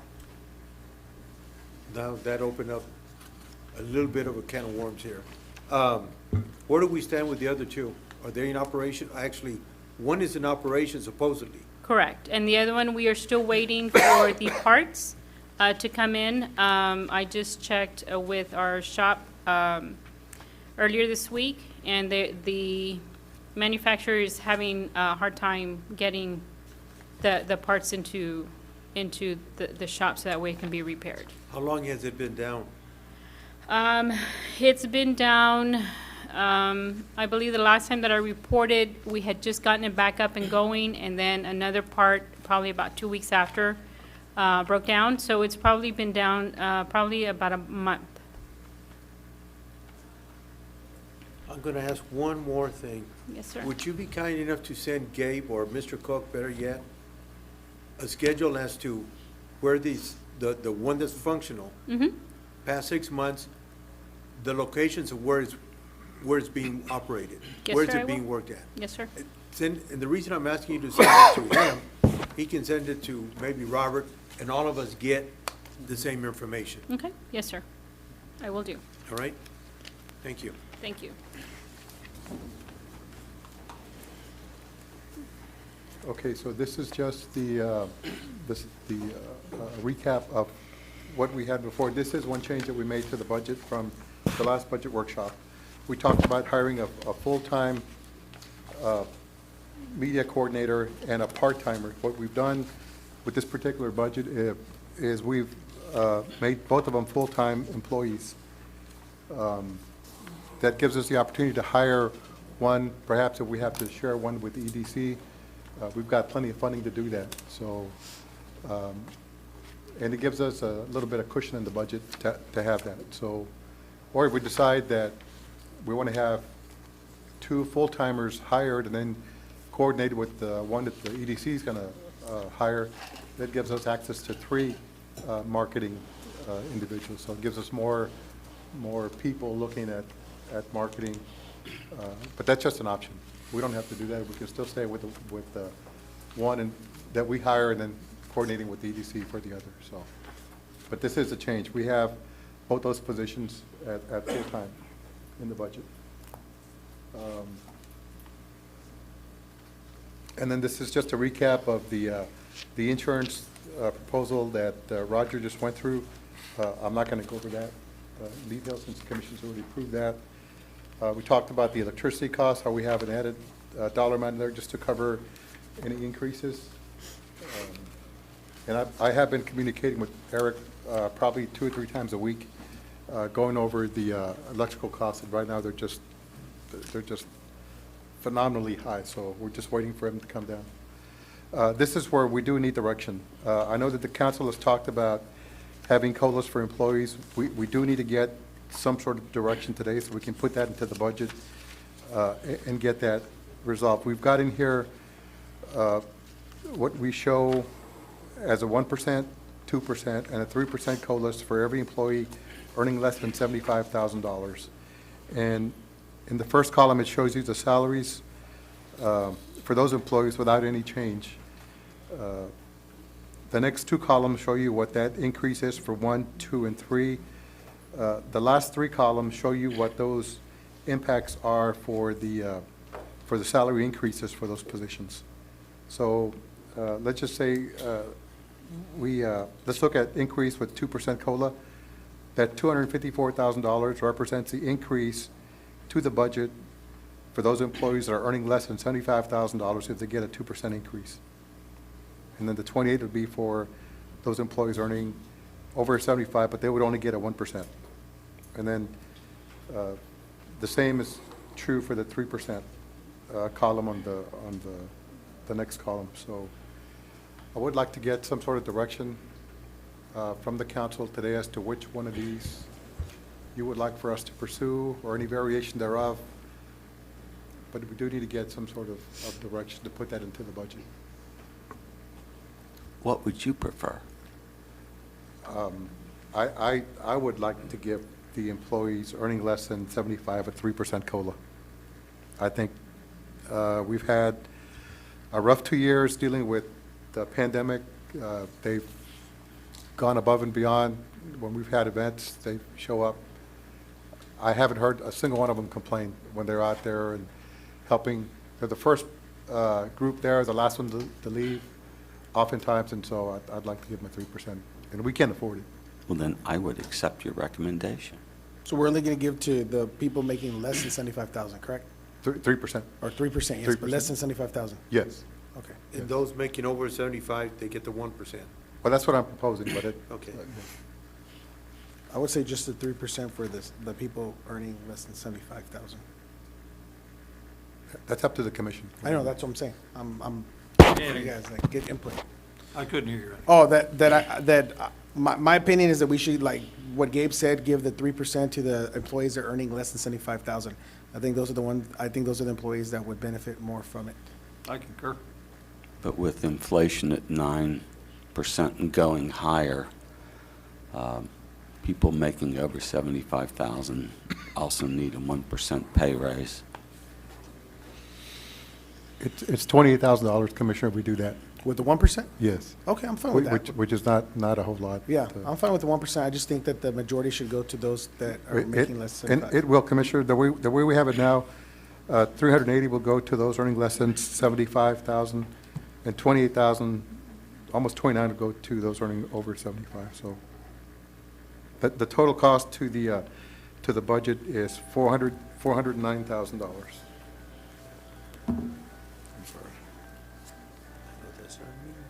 Okay, so there's no vote on that. We're just giving you guidance. Well, I think, though, that once we get through all of this, at the end, you'll have to take a vote on the budget. But for now, the consensus is that we're going to go with the 3% and the 1%. Yeah.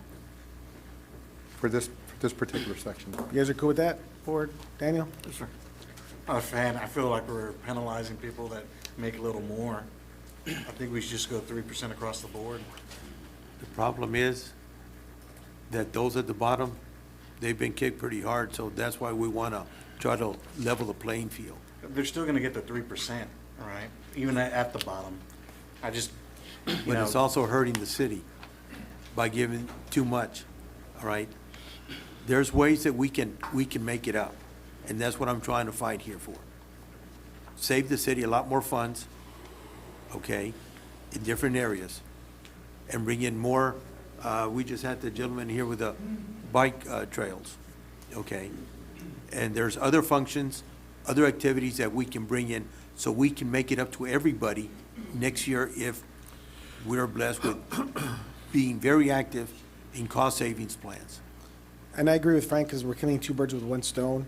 Everybody's getting a raise, but I feel that the ones that earn less, the 75,000, are the ones that need it more.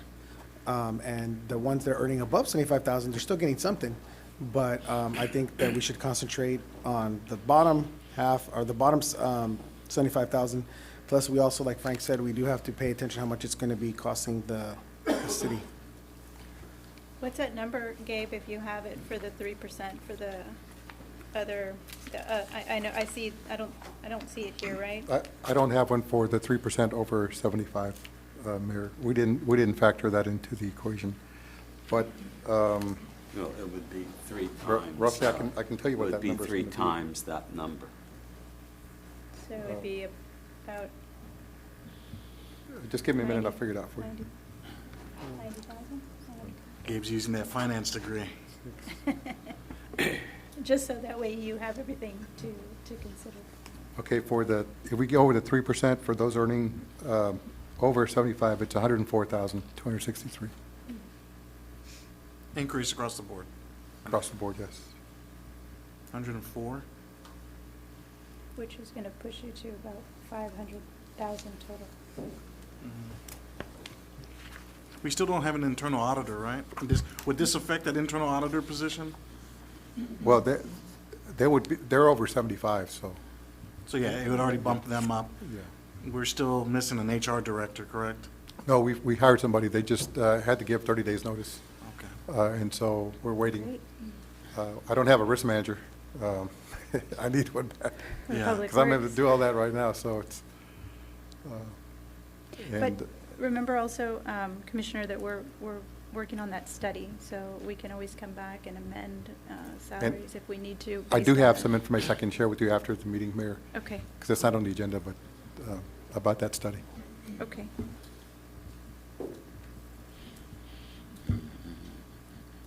So So- what I hear is Bettis and Commissioner Morales and Mesmer were okay, Gabe, with the 1% for under 75,000 and 3%. yeah, 1% over. Flip, sorry. yes. And Commissioner Lopez would like across the board, and I'm not sure. I was on there. Yeah, so. 3-0. So it's a 3-1 then? Is that, yeah, what I'm hearing, okay. Okay, we can make that into the budget and get it ready. There is some more information we need to talk about. These are just, of course, some of these, once we factor in the 3 and the 1, are going to change for the personnel cost. So these are now going to be a little obsolete, but I do want to show something that we've done. It didn't increase the budget, but it does make a change in the personnel costs. I can just get to that slide.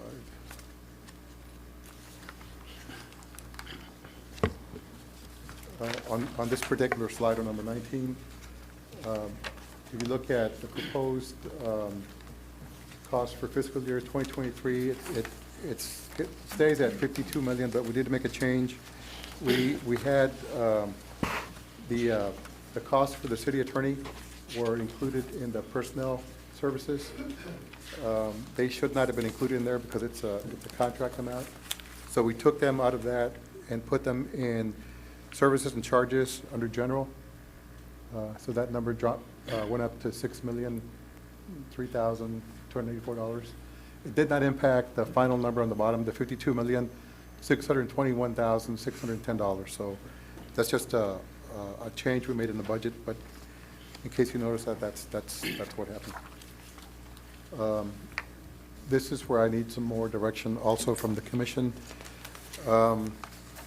We are providing Los and Fish's immigration assistance for $50,000. I'm afraid that might not be enough, depending on what happens with immigrants coming across the border. They still get the $75,000. Here's where I need the direction. We increased the amount to the Harlingen Humane Society to $400,000. Earlier today, I sent out financial statements from them that showed that their operational expenses were $750,000 for this last fiscal year.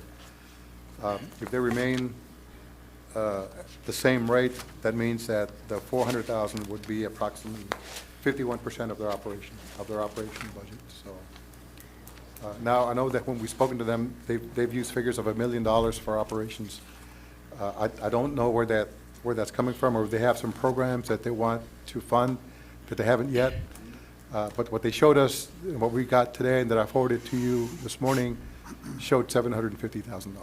And what I've asked Gabe is to consider the 4B board as a quality of life issue, because it's public health. Prevent rabies and to prevent fleas, and fleas carry typhus, and we are #1 in the 48 states for typhus here in the valley. It's very easy to diagnose and treat, and it's fun to diagnose. But we're #1, so it is a public health measure, and it does improve quality of life. So I would like the 4B board to consider placing some money that way. And I reviewed what you sent, Gabe, and I know that I'd mentioned before, and I think that we had looked at increasing it to this figure here. I think before, and I mean, the commission may think otherwise, but before making that decision to increase in any amount, to have a better understanding of their expenses, because just a cursory review of the documents that were sent, it just seems that they're very top-heavy. There's about half of their expenditures are on personnel. And if there's a way to, and I took a note earlier, there was the gentleman that was talking about the bike, and he said there was a program that tracked the volunteer and could give you a figure on what that amount is. We have the municipal court, when people are going to do community service, they could participate and help. I think that, there's volunteers in the community. Everybody loves, pets here in Harlingen and would maybe be able to help with that. We're looking at, I think, they're at $373,000 in just, employees or personnel, and we're not even finished with the year yet. And so if we can cut back on that with volunteer, if there's a way that we can help, and then see what the true number is to get them where they're at, where they need to be successful. Right now, the budget that they have for this fiscal year is $278,000. I had bumped it up to $378, and then because they had the last presentation, we went up to $4, but the current number they're getting from us is $278. And also, if we can help them partner with different organizations or companies in town that may also want to help. I know that we looked at other shelters, and I know different businesses that are in Harlingen that also have businesses throughout the valley help with the shelters in the upper valley, and maybe that could help, just so that way the taxpayer isn't the one, funding 100%. Okay. So this is where I need some direction from the commission. What you want that number to be for the budget? Now, we can still set a number and then set some meetings with them to talk about that. Doesn't have to be the entire commission. You could authorize the mayor and myself to meet with them individually, but I do need a number from the commission, hopefully today, because we do need to finish this budget. I mean, you have 400 up there. I'm comfortable with that, but I will repeat myself. Consider having a 4B meeting to see what the 4B can do for the quality of life. I will do that. I'll put an item on the next meeting. We don't have one scheduled yet, but we can do that. Do consider that, please. Yes, sir, I will. It might help if I get some commissioners showing up to that meeting just to show support for that. Will they bark or bite? Hmm? Will they bark or bite? Thank you for laughing. I don't know. So what does the commission want me to do with that? So do we want to keep it to the 400,000, or yes? We want to increase it if at all possible with some funds from the 4B, if that's what Okay. So leave this one at 4 and then talk to the 4B. Okay. I can do that. Let me know, and I'll be there as well. Okay, good. I had a question, Gabe. Yes, sir. On the Harlingen Performing Arts Theater. I was hoping to, I don't know, but how you guys, I was hoping to see if we can help them out a little bit, because that building that they're in, it's been there since, well, I think it was made in the early 90s, like I was still in high school and stuff. And they've been having a lot of trouble with the AC. That's costing them a lot with their electrical, with their electric bills and all that. And they really need some help with some AC.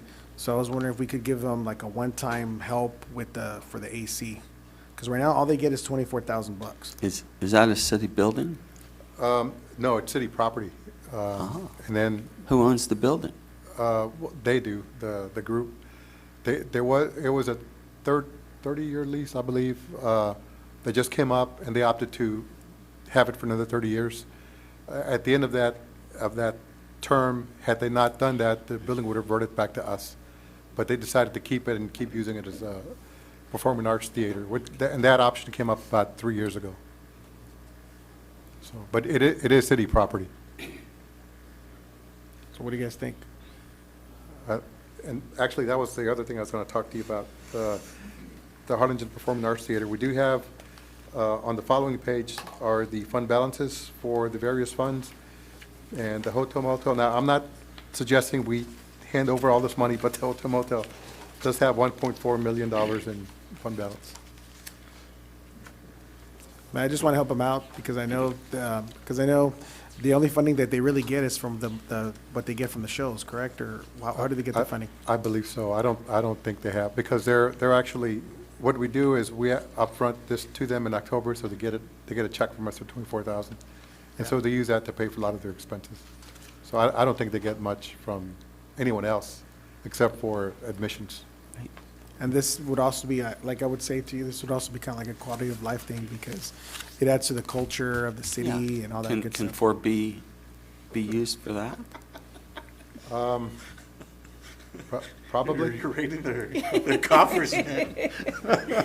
Well, they really do great work, and they're all volunteers, and Yeah. it is such a small amount, but maybe it is, I would. Could that be a 4B? It could be. The problem is that it'll take some time to get that done, because you have to meet with 4B. If they choose it, then you have to have a public hearing. Correct. Give Yeah, notice, yeah. so it'll be probably till the end of the year before they get any money for that. What would you consider reasonable? When I spoke to them, and I was like, well, do you have an estimate? And they emailed me, and they gave their estimate for a brand-new AC system at about 50 grand. So we can either do. 50? Yes, 50. So we can do that, or we can do a little bit less, but at least help them in some way.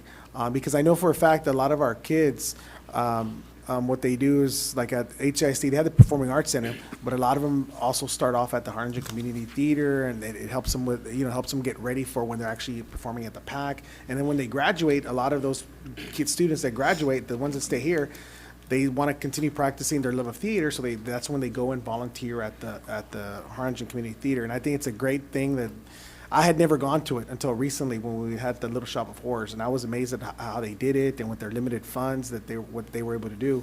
And I just want to be able to show that that we support them, and also that that could bring more people to Harlingen. If they get the funding, better condition of the building, better building conditions, all that good stuff. There's no doubt it's showing a lot of wear and tear. Yeah. And it's a one-time. Yeah, just a one-time. I'm not talking about like an annual thing that's given, no, just like a one-time thing and just help them out with the AC. And then after that, I mean. Commissioner, I would suggest that we just give them the $50,000 to just do it right and get it fixed. That's what I want. But I don't know, again, we have to have a consensus, so. I'm up for that. So am I. Yeah, you get a quality air conditioner, it's going to last.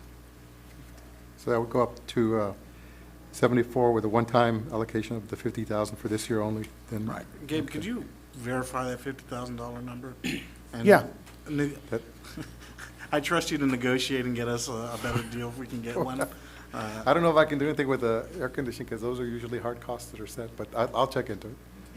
And anything they don't use, we'll get back to us. Yeah, because I know they need other stuff, but the main thing that they were talking about was the AC. Because like I said, that's making their costs go higher because of electric bills. And then the actors that are there with all the lighting that they have and stuff, it makes them sweat and all this other stuff. So, I think it's a mold issue, too. I'm sorry? A mold issue also. Yes, exactly.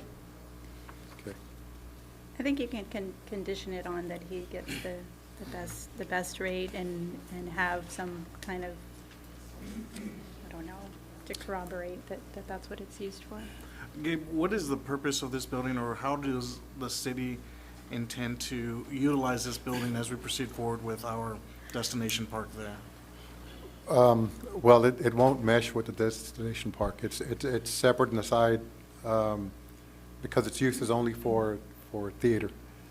And it's indoors.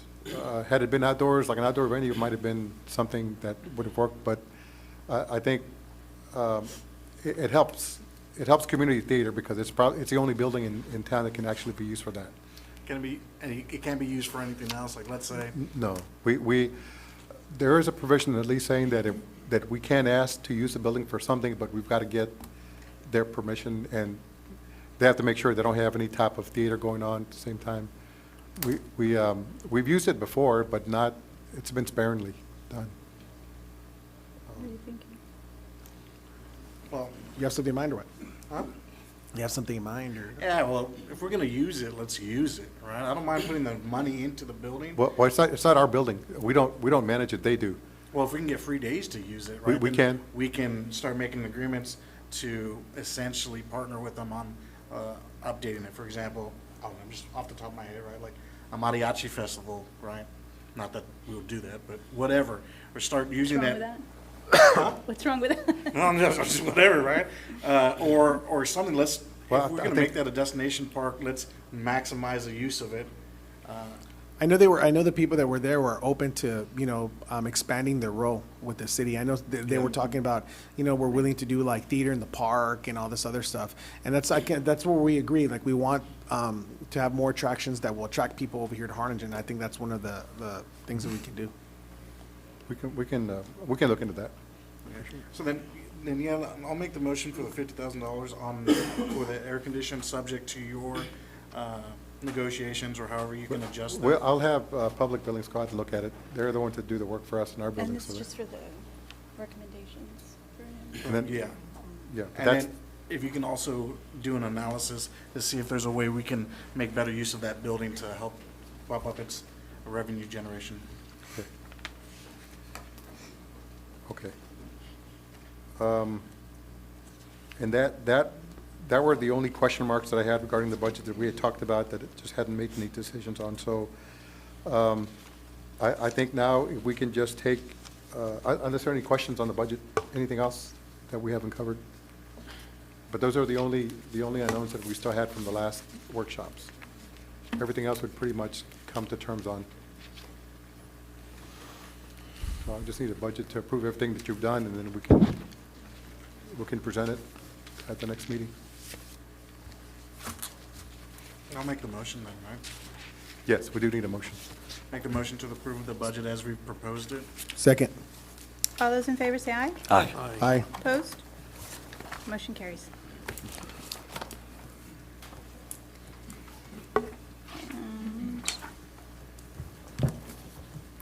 Item 14, consideration and possible action to vote on the desired tax rate for property tax year 2022 by record vote to approve the proposed tax rate.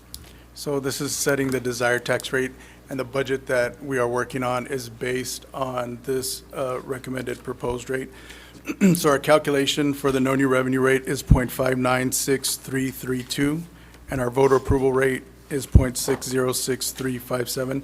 And there's some required notices that we have to post based on what you are approving as the desired tax rate to move forward. And so our budget is based on the voter approval rate of .606357, which is approximately, as Gabe mentioned earlier, .013 lower than the previous tax rate. So it does have to be a record vote. We do recommend the voter approval rate.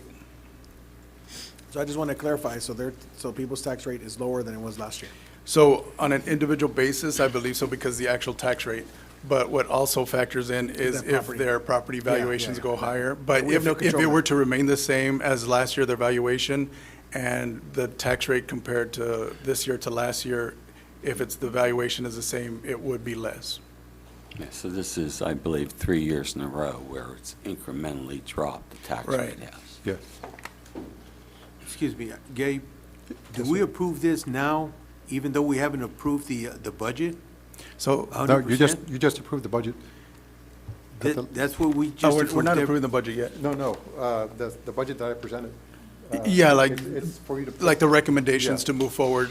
We're not approving the budget yet. We're just approving the recommendations to input into the budget, because we have to have budget hearings and first, Well, or ordinances for. He has to first put it in the proper format. Right. It's got to be an ordinance. Right. And so that's Okay. the way you adopt the budget. And so But- this one is not actually voting on the tax rate yet. This is just setting the desired tax rate to move forward with a budget. And then in your packet, this is the notice that we have to publish that has your vote on how you voted on it. And then we'll have a public hearing on the tax rate, where the citizens can come out to voice their opinion on the What, tax what rate. we just did at the last agenda item was you gave him the parameters to use to set the ordinance that's going to adopt the budget. Right. How soon are we gonna have the public hearing?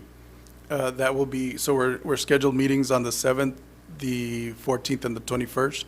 The 7th and the 14th are up for the budget, and the 14th and the 21st are for the tax and ratifying the tax rate into the budget. So that's why I think it's crucial that Gabe's bringing this up and saying that we're out of time, because there's a tight timeline to approve the budget and the tax rate.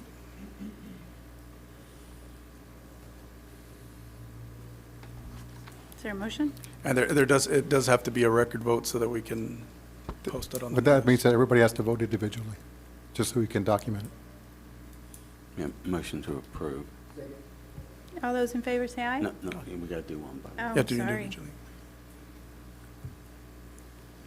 I approve. Approve. Our tax assessments went down, right? The tax rate's going to go The down. tax rate went down. Yes. Yes. Okay.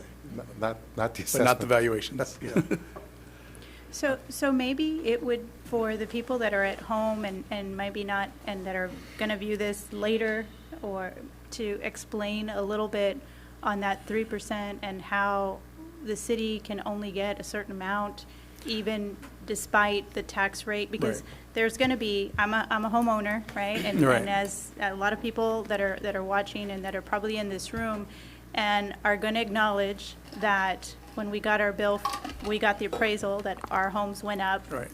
a lot, right? And how that impacts the city and the actual amount of revenue that the city can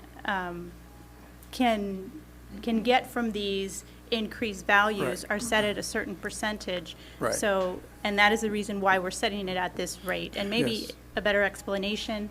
Yeah, so a couple of years ago, we had the Senate Bill 2, which capped the revenue that the city can generate from an increase from year to year. So in the past, it used to be 8% that we could increase our tax rate 8%. So Senate Bill 2 came along and they capped cities and said, okay, you can only generate 3.5% is the max, without having to go to the citizens for permission to go above that rate. So that's kind of how that is. So although the tax rate drops, sometimes you generate more revenue because the valuations increase and you have new construction in the city. So even though the tax rate drops, sometimes it generates more revenue than in the prior year. And I But think you are that's- capped at that And that's been a revenue by factor, all the 3.5. construction that we've seen lately. Right. Yes. It's been more pronounced. You can tell by the building officials, engineering departments are really busy. Sometimes they struggle to keep up with all the permittings that's going through there, so. And that's why, like Mr. Mesmar said, the past 3 years, it's kind of been dropping. And one of the things that also helps drop that rate is that we have property tax relief. Some of, 0.5 cent of our sales tax goes to that property tax relief and is included in the calculation of this tax rate. So the citizens of Harlingen can rest assured that the city is not going to get any more than 3.5% from the year prior. That is correct, absolutely. Unless it goes out to the vote and they approve it. But Right. without the vote, it won't. But that doesn't include new construction. New construction is not factored into that. Right, it's on year-to-year. Right. Year-to-year valuations. That is correct. So yeah, now I'm going to vote for this decrease in the tax rate. Okay. Yes. Affirmative. Affirmative. Thank you. Okay, so is that all that we need for that then, Gabe? Yeah, so now the next step, we'll post a notice and then we'll move forward with the budget and the tax rate hearing. And when will that be? The 7th is The 7th is the first meeting in September. The 7th, right. September 7th. So that'll be the first budget hearing. Okay. Thank you. Mhm. Thank you. Okay.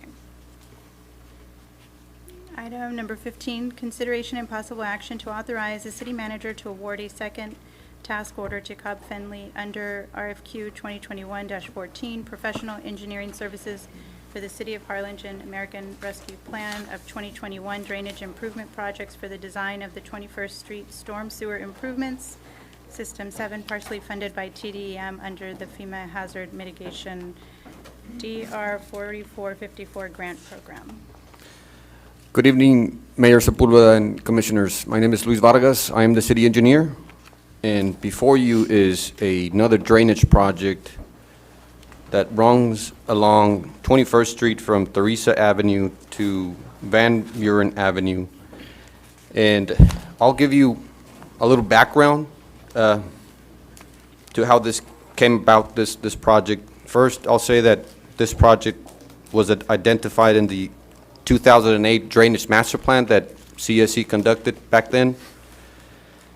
And last month, we became aware that we had received a grant from FEMA that had design efforts, a deadline for design efforts by April of last year.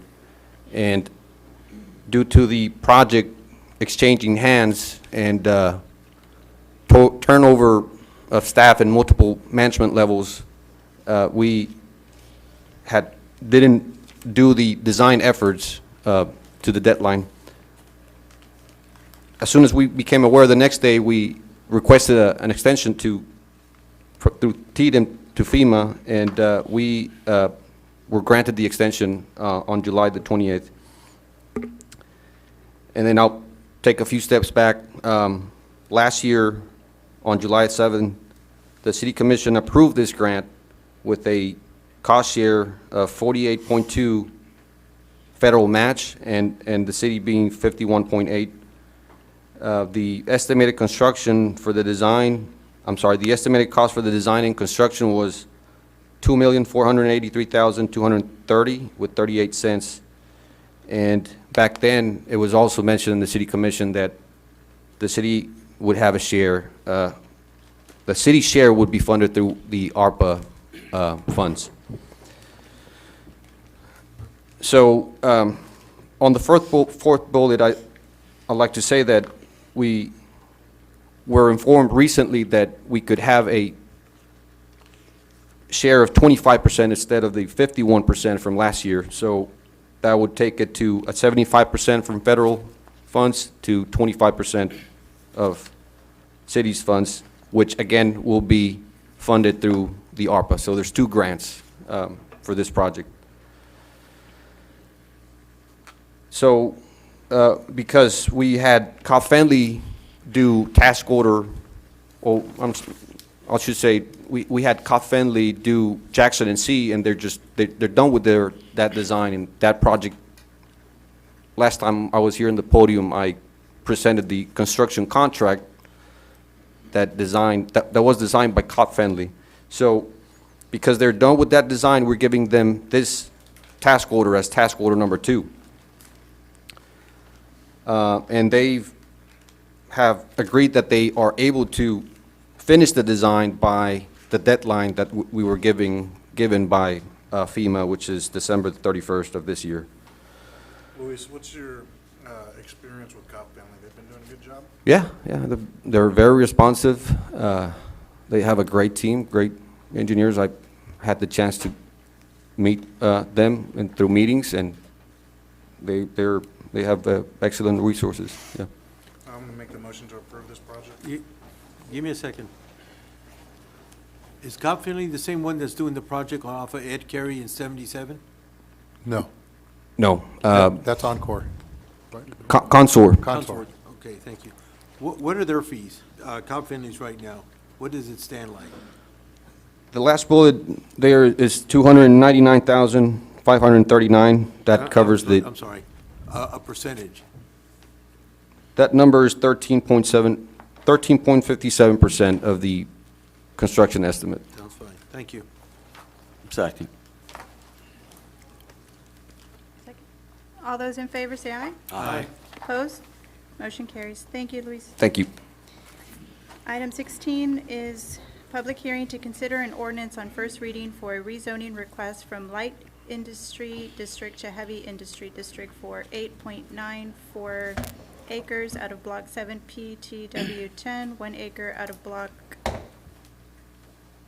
7 PTE 17.02, and 1 acre out of Block 7, Track 2, all out of the Survey Bishop Campbell Lands subdivision, and 1 acre out of Lot 1, Block 1 of Zoe's Place subdivision located at the southwest corner of Roosevelt Road and North Expressway 77. The applicant is Roman Hinojosa. Mayor, City Commissioners, good evening. This is a proposed rezoning from light industry district to heavy industry district.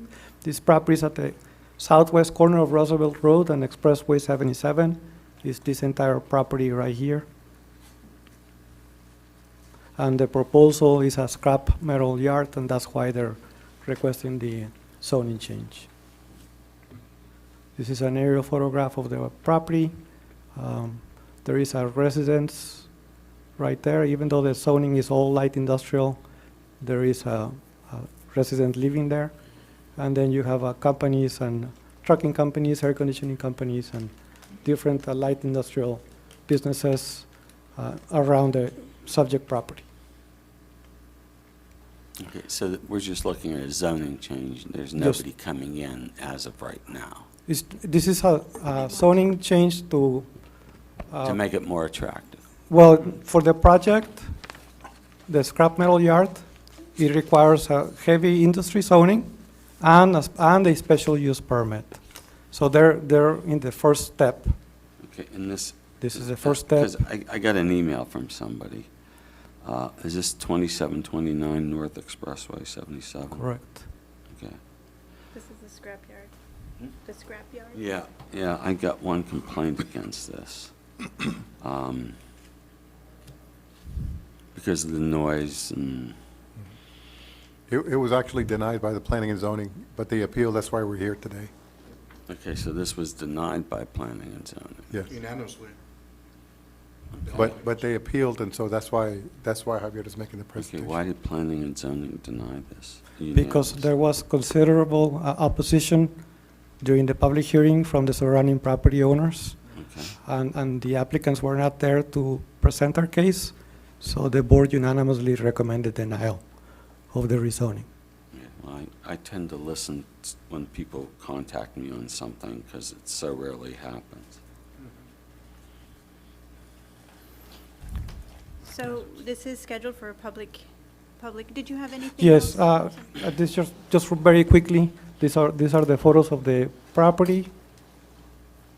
There's a definition in the zoning ordinance for industrial manufacturing that means operations that do not emit detectable dust, odor, smoke, gas, or fumes beyond the boundary property lines of the lot or tract.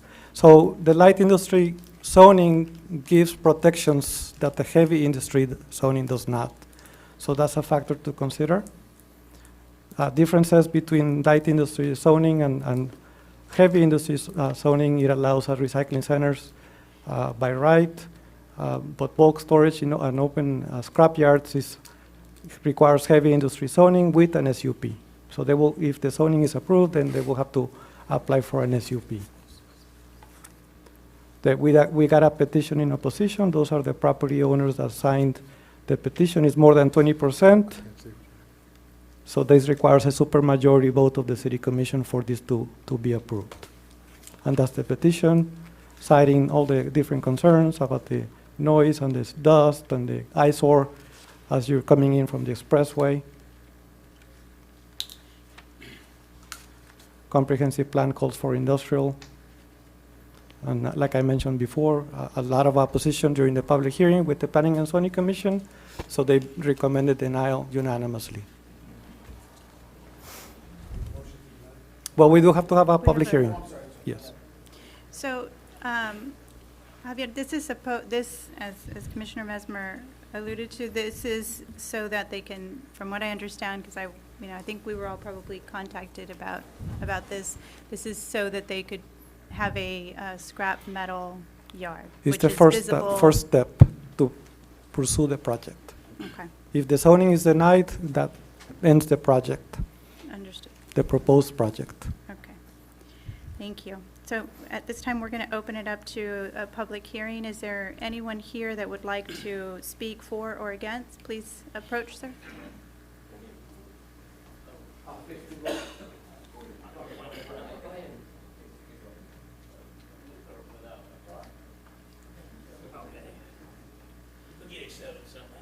Got my Very courteous people here. They had my pointer last time. I don't know, is this in somebody else's stuff? You could just please state your name, sir? Sorry. I can't use that, right? Or I don't know how to use it. Excuse me, I'm old. You got to bear with me a little bit. I've been here for several hours, and I can't hardly move now, so. Thank you for your patience. Anyway, I'm against both of the proposals, both with a zoning change and of the special use industry thing, and I'll explain why. Can you just, before you get into that, sir, if you would kindly please just state your name and address? Oh, I'm sorry, I forgot to do that. I did that last week. I was here last week, Yes, and sir. I'm the one, oh, where's the map? Can I? State your name. Can you put it up? All right, I'll start. My name is G.B. Carter. I live at 2405 Roosevelt. I'll point at it. Right there, that's me, the residence. Actually, I've been there for almost 40 years. I was the one that zoned this first, can you hear me okay? Yes, sir. All right, I'm sorry, I'm really clumsy. The first 2 acres was mine and my brother's. We bought it back in 1978. We opened our garage there in 1980. We got the first 2 acres zoned light industry. Before that, it was no industry. After the light industry, that was an uphill battle because they said because we had a foreign car shop, and to have that kind of business, you need to have inventory of old cars to get parts, because if you need a doohickey off of, you just don't go to AutoZone and get one because they're so specialized. So we had about 60 units, and the city planning and zoning came to me and said, you will have to apply for a wrecking yard permit, which we did, and they were opposed to it, but they made a lot of conditions, 360 wall screening, and not visible, here's the trick part, right here, and I don't really see it showing up, there's an overpass right there. From the top of the overpass, you can't screen this part of the yard. Now, we did ours, we only used this much of it right here. We bought the 1 acre, the 2nd acre, and I'm sorry, I'm shaking, it's cold in here. We just used this square of it, so we could screen it from the overpass. They require 8-foot screening, we put a 10-foot screening. What I'm trying to say is a wrecking yard is a light industry. And that leads me to my next point. I would like to really define the difference. I mean, I don't know the man's name, I'm sorry, but he just described a lot of it too. You know that in a light industry, give me a break here. You have the elements that are covered. The dust, the odor, the smoke, the gas fumes, beyond the border of the property, or the noise and vibration in the area is restricted on light industry. You can have a light industry next door to a residential zone. You cannot do that with heavy industry. 3 minutes are up. What? 3 minutes are up. If you can just wrap it up, sir. Your time is up, but if you could complete your thought, that would be great. Well, you give me 2 minutes to what's going to possibly change my whole life and probably change a lot of other lives. I was going to define the difference between them, but I guess I don't need to because everybody's an expert already. The special use zoning, that's another thing. On the heavy industry zoning, the men said the reason they needed it was because they're going to have piles that are greater than the screening wall. So that's the reason they really need it. They're going to have piles that's so big, there's no way to hide it from the normal traffic, which leads you to the Texas Beautification Act, the Texas Abatement Act, which a lot of people call the Lady Bird. I don't know if you ever heard of the Lady Bird law. It says anything within 1,000 feet of international or big highway is restricted from having anything in view. And that's the Lady Bird law. Now, this special use permit, it's going to take me a couple of minutes to finish. Can I finish or? Go ahead, Mr. All right. This area is a flood zone, plain and simple. Always has been since I've been there 40 years. And all the water that comes from all this area lands right on Roosevelt Road and goes into my yard. So if you have a big pile of metal shavings, polluted stuff, the debris that comes out of a grinder that you don't use, like the rubber, plastics, glass, all that kind of stuff, and it sits on the ground, the rainwater hits it, everything washes down Roosevelt Road and ends up right here. They even get it right there, and Mr. Boykin said, and he's here to talk too, but it all ends up right there. It got worse when they built the Obra homes, which was over here, and they took the big drainage ditch that used to run alongside, and they turned it up there. And that's it right there. Can you see that drainage ditch? Anyway, now we just have one little bitty outfall that we have to kick all of. In other words, we get a 5-inch rain, I can't get out of my yard. I'm stuck there because I can't drive a car through 3 feet of water. That's every rainstorm. And that's even a lot of the water that comes off of that property goes into my yard under the fence. So I don't want to really get polluted with nasty water from piles of scrap. You know what I mean? Yes, sir. And, well, I don't know, you want to get rid of me. I got a lot of things to say, but you don't want to. I'm trying to tell you, this will change my life. I don't know if I can live next to that. I'm going to be polluted with air pollution. You've got the big machines running. You got diesel fumes all the time. You've got the dust that's going to collect. Even if they put it on pavement, you're going to have dust. Rusty old metal, when you move it around, is going to make dust. And I'm going to be, what am I going to do? I'm too old to start over. I understand, Mr. Carter, and I'm sure that the commission is going to take into consideration One everything more. you've mentioned. I'm sorry. Go ahead. I do that a lot. That's fine. Go Because I right can't ahead. hear either. Do not allow a spot zone of heavy industry in an area that is light industry. Right across the street, there's a brand-new housing project being built right in the middle of light industry. Why? Because the industry that's light doesn't affect neighbors.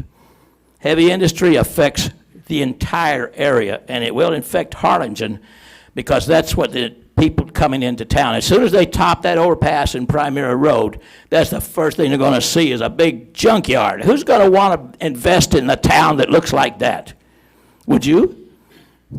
I mean, I don't want to live next to it, but other people don't want to invest in that. And if they ever fix this flooding problem, the area will start to develop. I've had to go get my wife's car at John Deere across the street with a trailer at times because the whole frontage road floods. I mean, I don't know how anybody doesn't know about that. I called everybody. Drainage district says, oh, we can't do anything, give you our sympathy.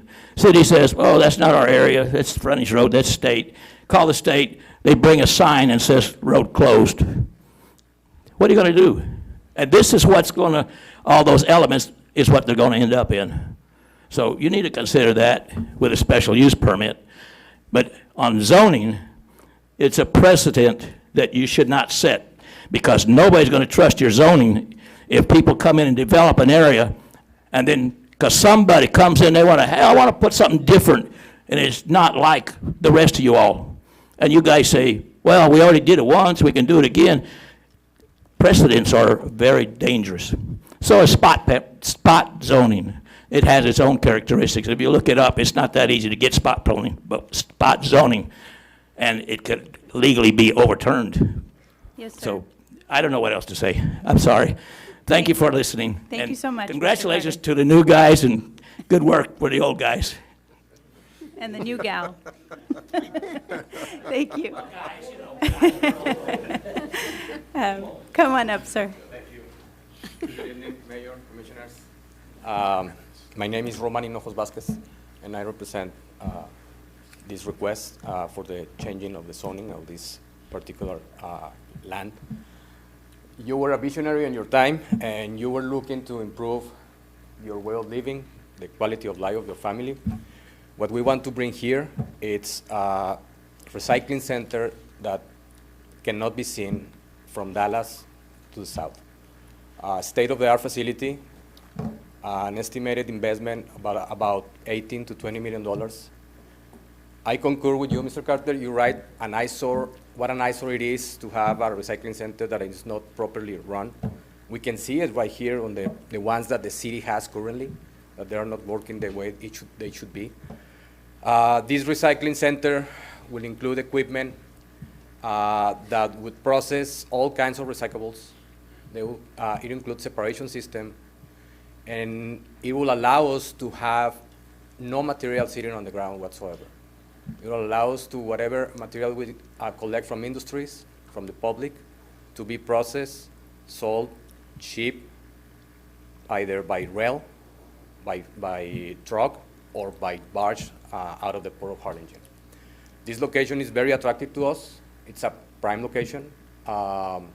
It is easy to access it from the expressway. It's easy access from the companies already here. The companies that want to come and invest in Harlingen, they will see that the city has a proper recycling center that can not only improve the quality of life of the city, but also attract well-paid employments. We anticipate in our first phase to have at least 45 employees on top of all the machinery and equipment that we're going to install. We would like you to give us an opportunity to show you what we can do. Obviously, in the first phase, we will need the zoning so we can open as a scrapyard. But if that is not possible, then the project cannot move forward. So I will ask the opportunity for you to at least let us show you what we have on the store and why we decided that this point is perfect for us and for the city. Thank you very much. Did anybody have any questions? Yeah, for the gentleman. Could Sorry, you sir. come back up? Have you looked at the east side of town? Well, no, to be honest with you, no. We don't know what kind of properties are there, but I can imagine that the access for the public is not going to be as easy as this one. Because if you can tell, if we move further east, I think, to the right, there is a recycling center already there being operated that functions like 2-3 hours per day. The one on Commerce? Yes. Okay. Which is very close by, you know, and this is better. I mean, this is better situated as a recycling center than the one on Commerce. The space is ample. We have the rail track on the back. I understand the doubts or the concerns of the neighbors, but this is not going to be a scrapyard like the one you have there.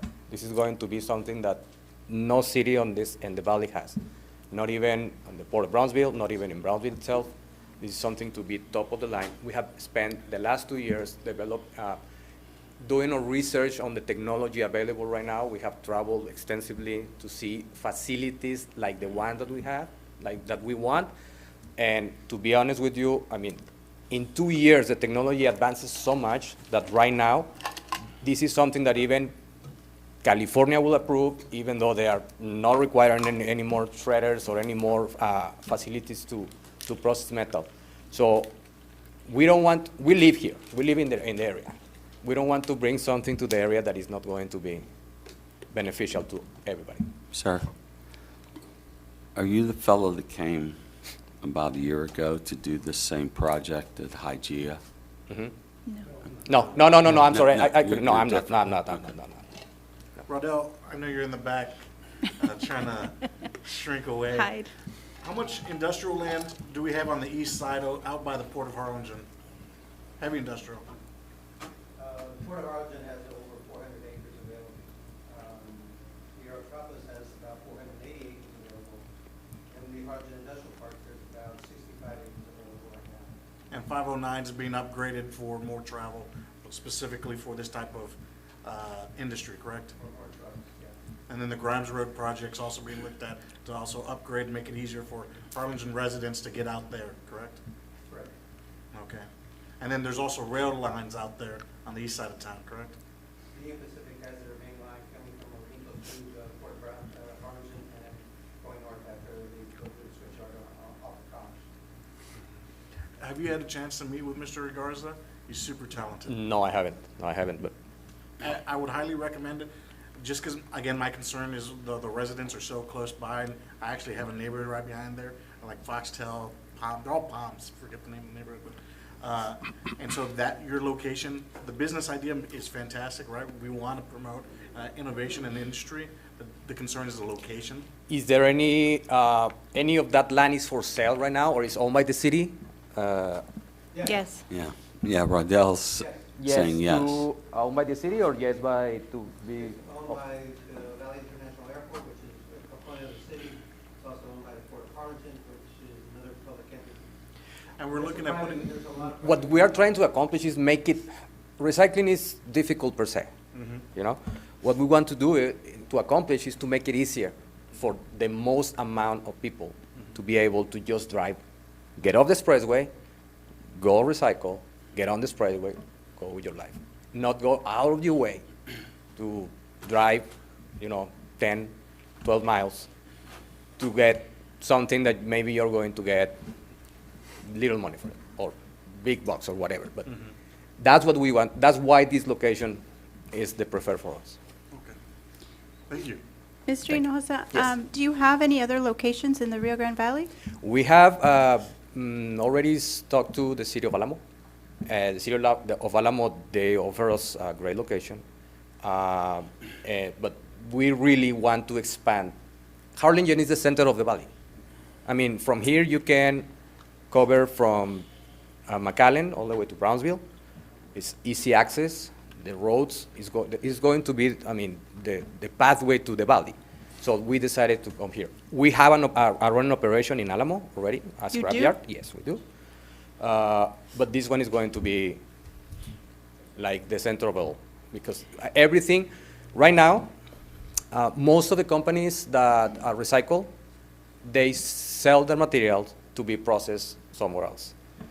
What we want to accomplish is being able to process everything in-house with zero to no waste, because the separation system that we're looking into you can put this whole entire room through the process, and it will tell you, we'll set wood to one side, aluminum to the other side, trash, everything. So you can dispose properly of all the materials.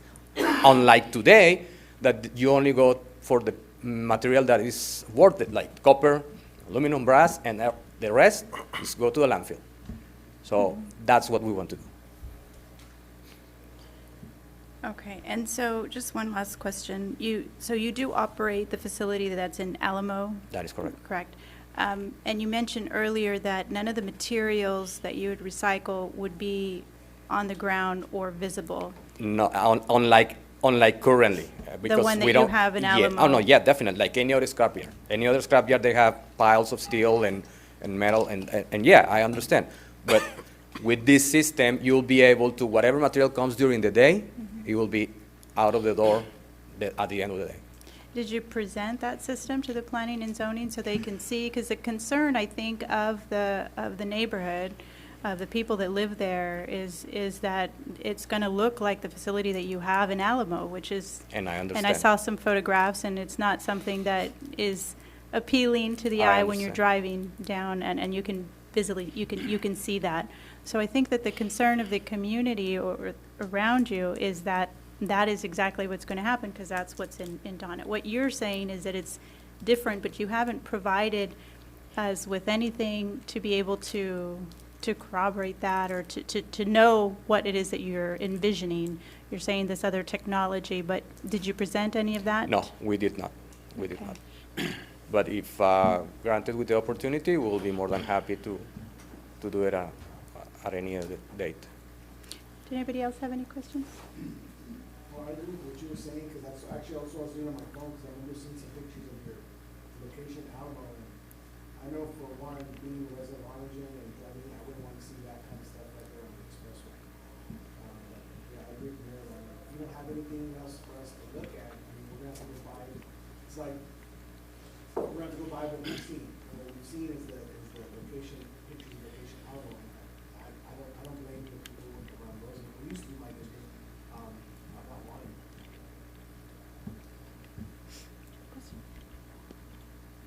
would you consider talking to Raudel later? Definitely, Okay. definitely. Yeah, we would urge you as a commission to, I mean, I'm not, I can't speak for the commission what they're going to do, but no matter how this goes, I would urge you to talk to Mr. Garza, because we do have land and we can potentially facilitate that for you, but in the right area. And development is going that way. I know you want to be right here, but that's going to be the place to be, and that is our intention. Harlingen is going to grow. We intend in 3 years from now to have a completely different Harlingen, and it is going to be explosive growth out there, and I would encourage you to consider that. Definitely And will. you wouldn't have any, opposition from the community. Okay, Thank you, sir. thank you. Is there anyone else that would like to speak? My name is Ritesh Patel and I'm the owner of the Alamo Metal Recycling, what we are discussing right now. So hello, hi all. So Alamo Metal Recycling is not the processing facility we are talking. Alamo Metal Recycling is just the collectible location where we collect the metal, we make a package and we ship out to the people who process that metal. So what you see in the expressway, because what that's going to happen, you go to landfill, what landfill does? They get the scrap, they get the stress, and they try to get rid of it by dumping it into land and whatever they're doing it, right? That's what Alamo Metal is right now. And you go anywhere, Dallas, Houston, California, most of the recycling center is located on the expressway. Why? Because of the heavy truck. We don't want our truck go with the 80,000 pound of total truck weights, go every single day, 10 truck of load, go through the neighborhood or go through the way that is not good for the city, not good for the neighborhood, not good for the population, school or anything. So whatever we have in Alamo, you seeing that on the picture, is not processing facility. It's just scrap collection facility. You go to Mission, Donna, anywhere, Houston, Dallas, most of the big recycling seems the who are trading on the stock market, they all are located on expressway. So this is also one thing I wanted to add it to the point that please consider that expressway is not gonna be like, okay, it's just the collectible facility. Right now you see the mountain because we have no other way. Right now we're struggling with the logistic and we cannot process that material. We can make a bale and we can ship it out to Mexico. Up north there is a new steel mill coming in Sinton, Texas, which is gonna be the huge. So in city, why we pick this Harlingen? Only reason because this city don't have any solution. You go San Benito, even San Benito, the recycling AB steel is on expressway. Every city has that, not just Harlingen is going to be there. But only the advantage being on the expressway is that we can easy access to all the port, all the expressway and all the crossing zone. That's the only reason. And also this property, it has a railroad which we can ship to the barge. That's why we're considering this property. That's it. So that's what I have to say only. Thank you so much, Mr. Thank Patel. you.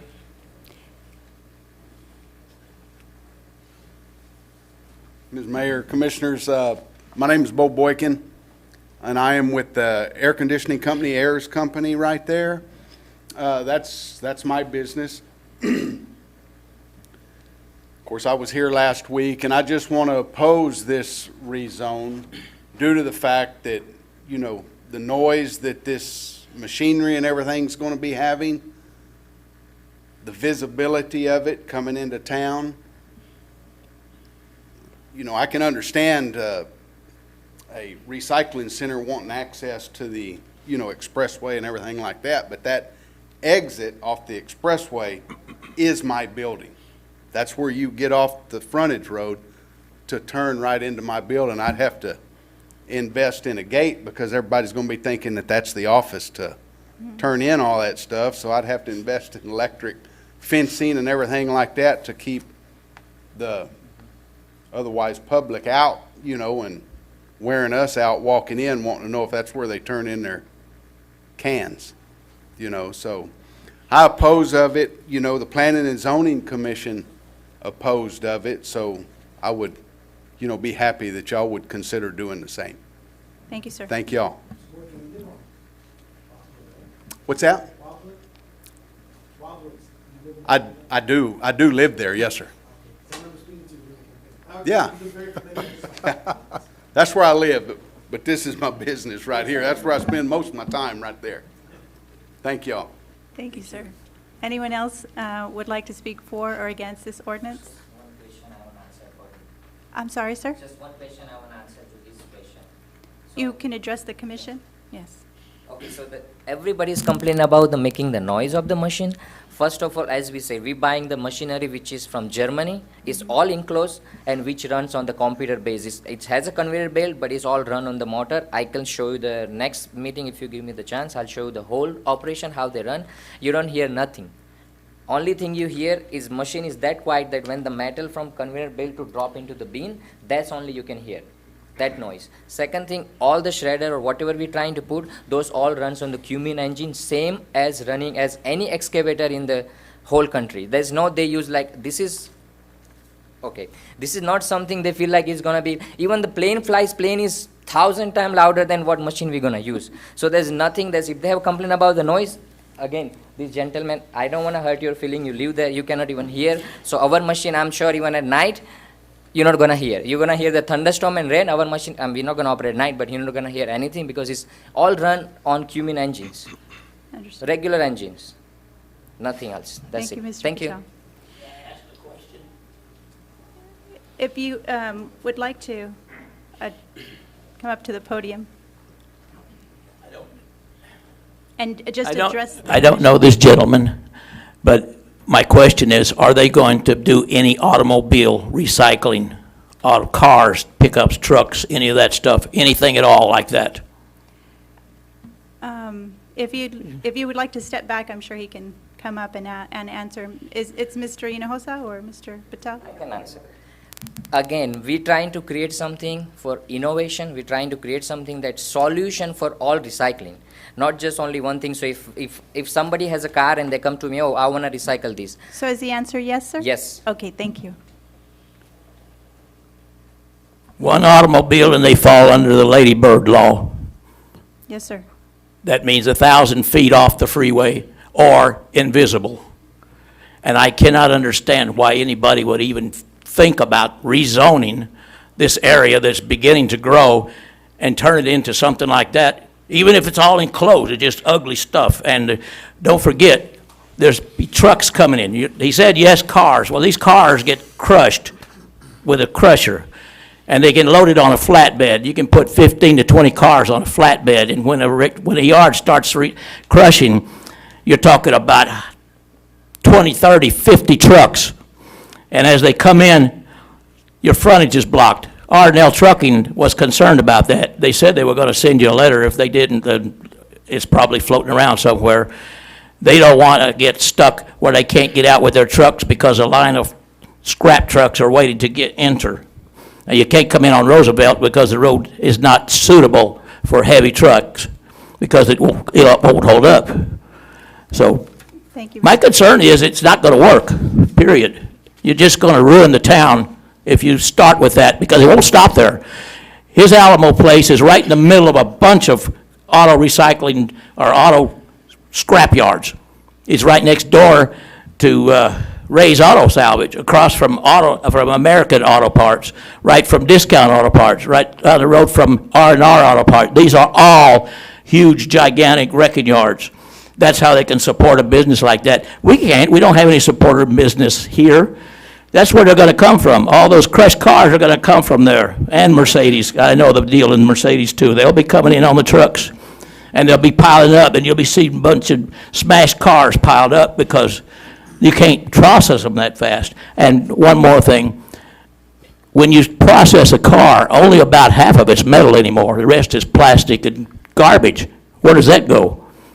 They're going to, I don't understand. I mean, it just can't be. And you're going to make all your neighbors mad because this is, you got a brand new house in Valencia across the freeway. Do you know about that one? You must know because they had to get zoning to do that. These are brand new homes and they're within eyesight. I don't understand. Just don't change the zone. With your light industry, you control any business that's there in the light zoning. When you go heavy industry, you've lost it. All right, I'm done. Thanks. Thank you, Mr. Carter. Is there anyone else that would like to speak for or against this ordinance? Yes, sir. Hello, my name is Patrick Pickler. I am the son of Steve Pickler, who owns the storage units that run alongside the north to south business. We also own the farmland that's right next to it that was included in the 200 feet radius. Without repeating what everyone else has said, that area does flood very prevalently after like moderate to heavy rains. It's high, the waters are high, maybe 3-4 inches above the curb for about 5 to 6 days. And I think it's because the canal that's right to the bottom of the picture, it's full. And so until that clears out, then it starts to get that drainage water. So wherever that water goes, this water will go with it. In addition to that, I think that they're a little confused about the ease of access to it, because when I used to work there when I was in high school at my dad's company, to get there from the car, like the exit before that is, you have to take the Primera Road exit. So you're coming through the city there on Commerce, and you have to turn right, and then you have to go through that weird thing. So like a truck that doesn't make sense that a truck would not have a very convenient access way there. And then if you're coming from the other way, you're gonna have to do a U-turn on Primera Road. And then more so, as you're leaving the business, you have to go under the underpass where the parts for the windmills were being loaded on. And the road there has like a pothole larger than this. Like, and I know because I bottomed out in my car once and had an insurance claim. We have an employee with us here. He lost his car during flooding at that corner as well. The Carter had to help us get out of the water with his tractor. Like there's been a lot of incidents there just with the roads. Like the roads are not convenient there. I don't know why anyone would want to send more heavy trucks down that road. In addition to that, so they've talked about like water pollution, they talked about the sight line, they talked about noise, but like the air pollution, like if you're crushing anything or packaging it up, there's still gonna be a lot of air pollution. And that farmland as well, if the water is being kind of soaking into that farmland that we have, it's not gonna be very good for the crops. That's it. Thank you. Thank you so much. Anyone else here to speak for or against the proposed ordinance? Okay, well, we're going to conclude the public hearing. And I just want to reiterate for the commission that we had a lot of people that came out here to speak on this, and we want to thank you for your patience. We know it's been a long meeting, and so thank you for coming out. And I want to encourage the commission to encourage the applicant to continue to work with Mr. Garza, because this is definitely something that we want in the city of Harlingen for our residents. Unfortunately, I think it is not in a convenient location, given the location in the community surrounding the area, but we don't want to turn away the applicant, and we want to make sure that they know that we are pro-business here in Harlingen, and we just want to make sure that the development is in the right location. With that being said, move on to consideration and possible action to approve an ordinance, or do we have any other discussion? Okay. No, Do we no need to other? make the motion? And do you need me to read the ordinance caption before the vote? Yes. An ordinance amending the Code of Ordinances of the City of Harlingen rezoning from light industry, LI, to heavy industry, HI, for 8.400 acres out of Block 7, Place 17.02, and 1 acre out of Block 7, Track 2, all out of Survey Bishop Campbell Land Subdivision, and 1 acre out of Lot 1, Block 1 of Zoe's Place Subdivision located at the southwest corner of Roosevelt Road and North Expressway 77, providing for publication and ordaining other matters related to the foregoing. I move to uphold the denial of this rezoning. Second. All those in favor of denying the proposed ordinance, say aye. Aye. Motion carries. Item number 17, public hearing to consider an ordinance on first reading for a rezoning request from single-family residential district to multifamily residential district for a property located along the east side of Paloma Lane, approximate 952 feet south of Business 83, bearing a legal description of lots 1, 2, and 3, Block 1, Ruth Estate subdivision. The applicant is Amado Gamboa. Yes, Mayor, we have a request for rezoning from single-family residential to multifamily residential for a proposed apartment development. The property is located along the east side of Paloma Lane, about a quarter mile south of Business 83. Here's an aerial photograph of the property. There is a mobile home park just north. There's apartments at the corner of Business 83 and Paloma Lane. There's an existing apartment complex. And then there's another existing apartment complex just east of the subject property. Here's a photo of the property from Paloma Lane. And these are the 3 lots that are vacant that are proposed for rezonings for a proposed apartment development. In the land use, in the comprehensive plan, it calls for low-density residential, but it is consistent with the surrounding land uses, which is apartments on Business 83 and the Paloma and to the east. So it's consistent with the existing land uses in the area. A public hearing was conducted last week. The property owners just to the south expressed concerns regarding the drainage. There was a discussion with the Planning and Zoning Commission, but they recommended approval with a 4-1 vote.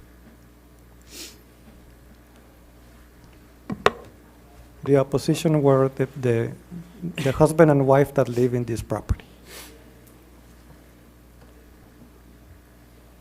It was one, A husband and wife that live in this property here, and they showed up in opposition to the What rezoning. size?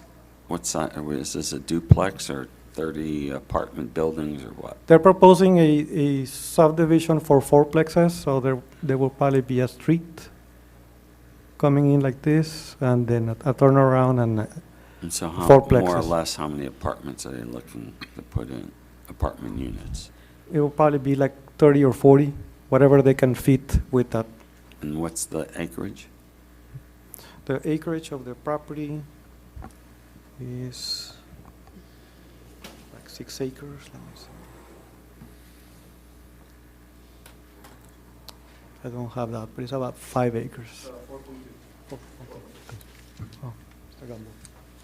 4 acres? Yes. Okay.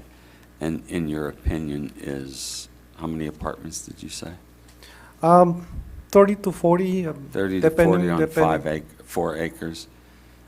Does that leave parking and drainage area? They will, yes, retention they will and- have to comply with our parking and landscaping ordinances. Okay, so this would be apartments are dense, but this wouldn't be super dense apartments for Correct. 4 acres?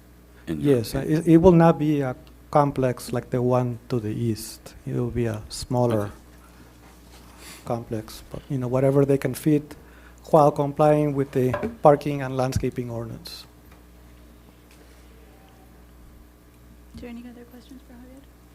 No? Okay, thank you, Javier. We're going to open it up for a public hearing. Is there anyone here that wants to speak for or against this proposed ordinance?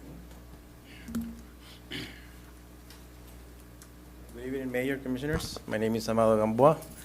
I'm the applicant on this rezoning effort. The proposal is to change from residential to multifamily too.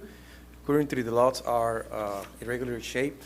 If not rezoned, most likely those lots will basically remain vacant due to the geography of the lots. The proposal is to rezone to M2, and the project will consider basically on a small apartment complexes in the bottom of the property facing the bigger apartment there, and then a smaller lot for 4 plexes. So to Commissioner's question, it's going to be a low density per se, a total of about 36 units, but divided in smaller 4 plexes per se. And the intent is for this land to be utilized. We do believe it's going to help it supports the city growth path in the west section of the city, and at the same time we'll be able to provide affordable homes for the community.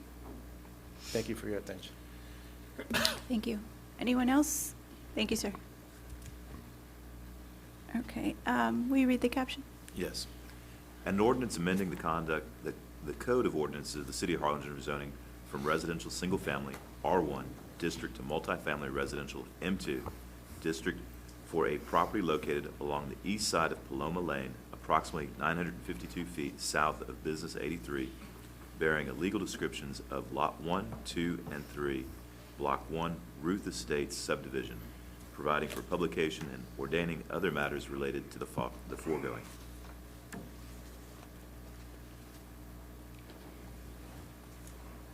you have a motion?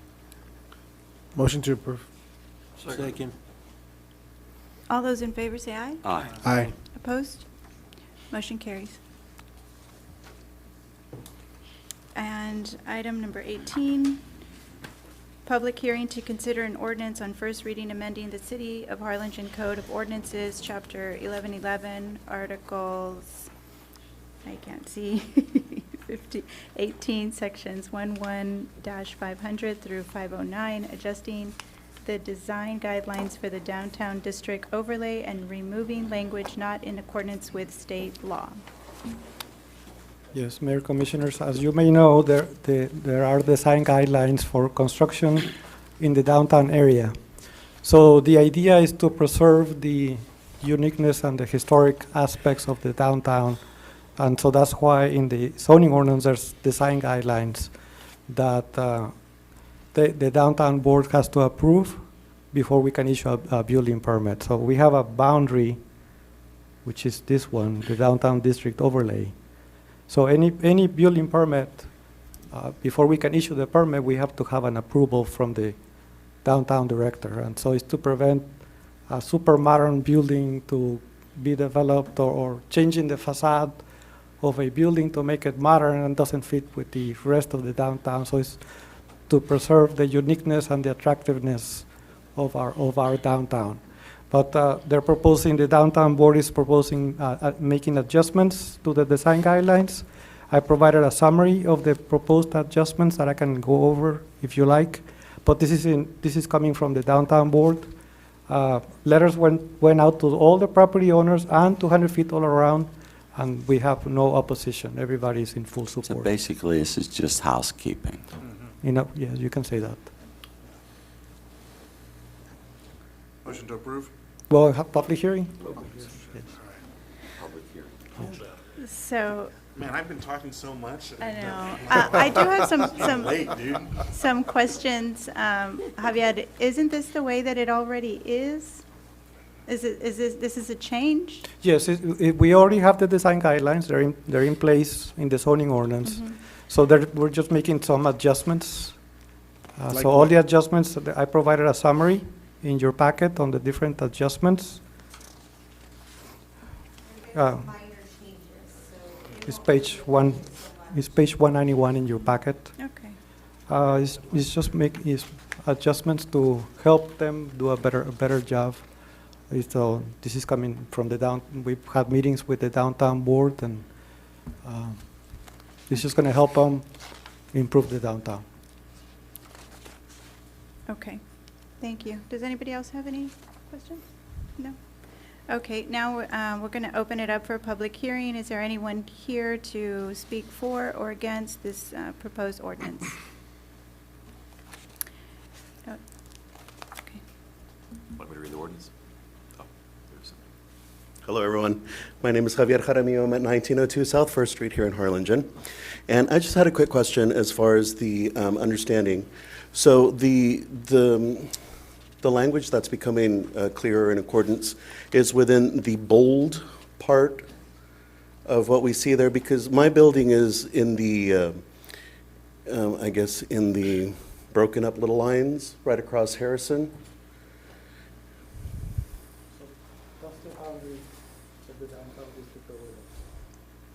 Okay, all right. That answers my question. Thank you all very much. Okay. If all of life was that easy. So would you read the caption? Of course.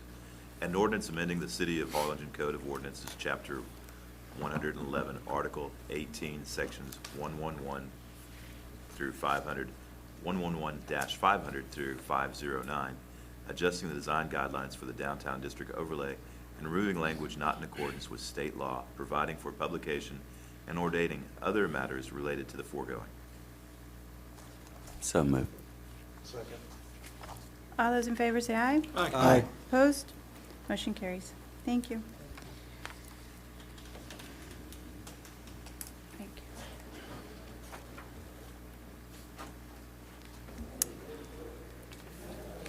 Item 19, consideration and possible action to approve a resolution amending the HEDC 21 to 22 fiscal year budget. Good evening. I was going to say good afternoon, but it's not afternoon anymore. Good night. Couple Make more it hours, quick, we'll say Rudell. good morning. In the spirit of it being evening instead of afternoon, I'll be brief. July 26th was the date when the EDC board took on amending a budget. Our budget was very conservative when we adopted it last year in terms of revenues and very aggressive in terms of expenditures. We are making some adjustments to that budget mid-year and increasing most of our revenues and decreasing most of our expenditures to where we adopted a deficit budget, and the EDC can. We don't have to have a balanced budget. And what we show when we balance the budget is a transfer from reserves into our general fund. The transfer was supposed to be projected at over $600,000. We're not going to have to use that, and we're actually having a surplus of over $700,000 in our budget, and that's all reflected in your board packets and detailed as far as the different categories in the packets. So if there's any questions, I'll be glad to go over it. But some of it is got to do with cost savings because I haven't filled a couple of personnel positions. Some of it is just being frugal, and then some of it is being very optimistic in what our expenditures were going to be, some of the projects that we were going to start. We also had an airline incentive in there that didn't quite pan out because that airline isn't flying out of Valley International Airport as well. So put all that together and we've got a surplus.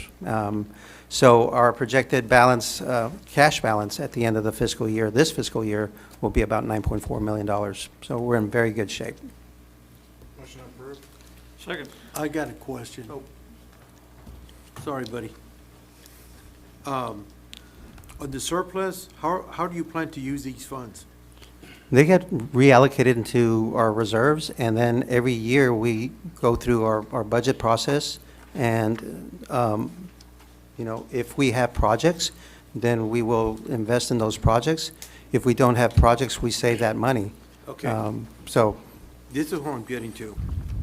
A couple of weeks ago, when you had this, you were approached by VITA projects, okay?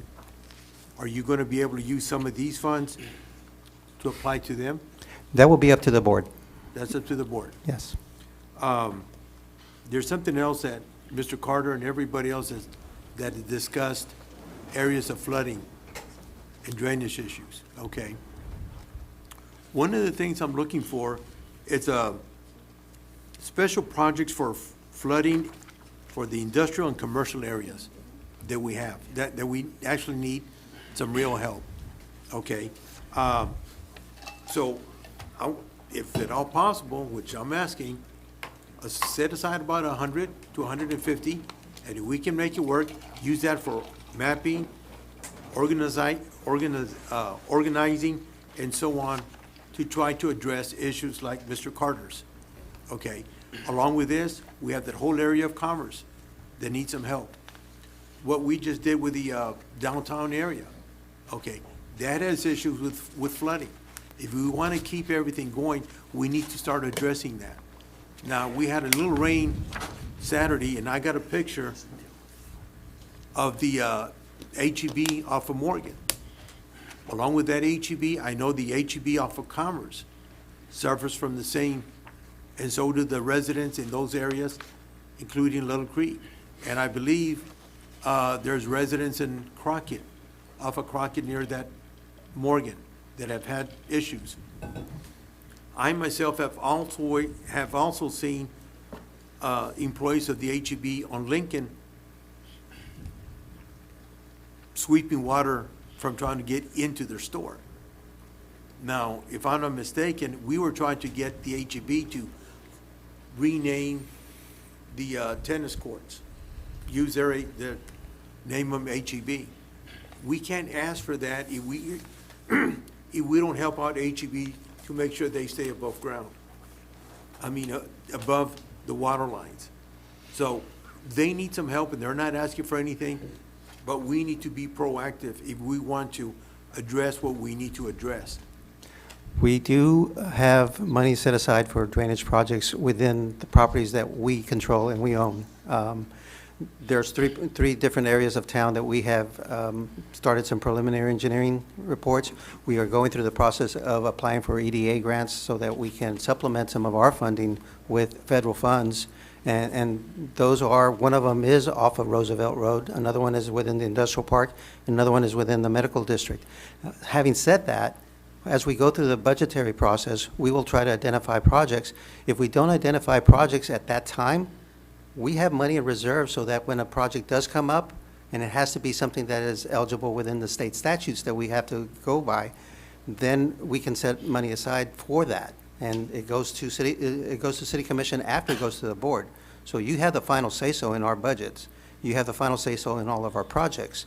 And so that's something that will definitely be something we're going to be looking at. And it really all depends on us being able to identify a project that is within the statutes. Within the statutes of getting funds from the EDCA board toward that particular project. Correct. So Okay. it has to have job creation, it has to have a certain capital investment, and it has to be identified as something that is eligible. Absolutely. We're on the same page. Okay. So I make the motion to approve again. Second. All those in favor say aye. Aye. Aye. Opposed? Motion carries. Thank you. Thank you. Item 20, consideration and possible action to terminate the lease agreement between the Harlingen Area Chamber of Commerce and the Harlingen Convention and Visitors Bureau on September 30th, 2022, and continuing on a month-to-month rental. Gabe? Mayor, members of the commission, as you know, we're in the process of acquiring the building at 209 West Jackson, and several of you have expressed an interest in having CVB relocate to the second floor. So what I'd like to do in preparing for that is terminate the lease with the Chamber of Commerce and proceed on a month-to-month basis until the second floor is made ready for the CVB. Is this city-driven or chamber-driven? City-driven. Okay, do we have a motion? Make the motion to approve. Second. All those in favor say aye. Aye. Opposed? Motion carries. And item 21, consideration and possible action to extend the School Resource Officer Program interlocal agreement between the City of Harlingen and the Harlingen Consolidated School District for 70 days. Mayor, members of the commission, as you know, the agreement expired on July 1st, 2022. What this would do is get the agreement through our first meeting in September, which would give us time to look at any proposal that the school district submitted for us to review and perhaps respond to. So staff is recommending approval. Motion to approve. So right before we do that, I just want to, and I know it's a long night, but I want to address, I know Ms. Dawn Ray was in here earlier and she spoke, and citizen communication is no longer here. It's been a long day, but I just wanted to make it clear for people that are tuning in and watching this. This is not approving the MOU, correct? This is just to extend the current MOU because we don't want to leave the students and the staff of HCISD without any of HPD's support. So for that reason and for that reason alone, we are, as the commission, wanting to allow you to extend the existing MOU to give us time to continue those negotiations. Is that correct? That's correct. And we did cover every campus of the school district with police for traffic control, even though we weren't asked to do so. On good faith, because to protect the kids again. Yes. Right. What if they come back and they refuse to negotiate in good faith? Well, that's a different item, Commissioner. This is just the extension of the I understand. current MOU. Okay, I understand. And we're actually going to talk about that in executive session, so you're going to have a chance to ask that question.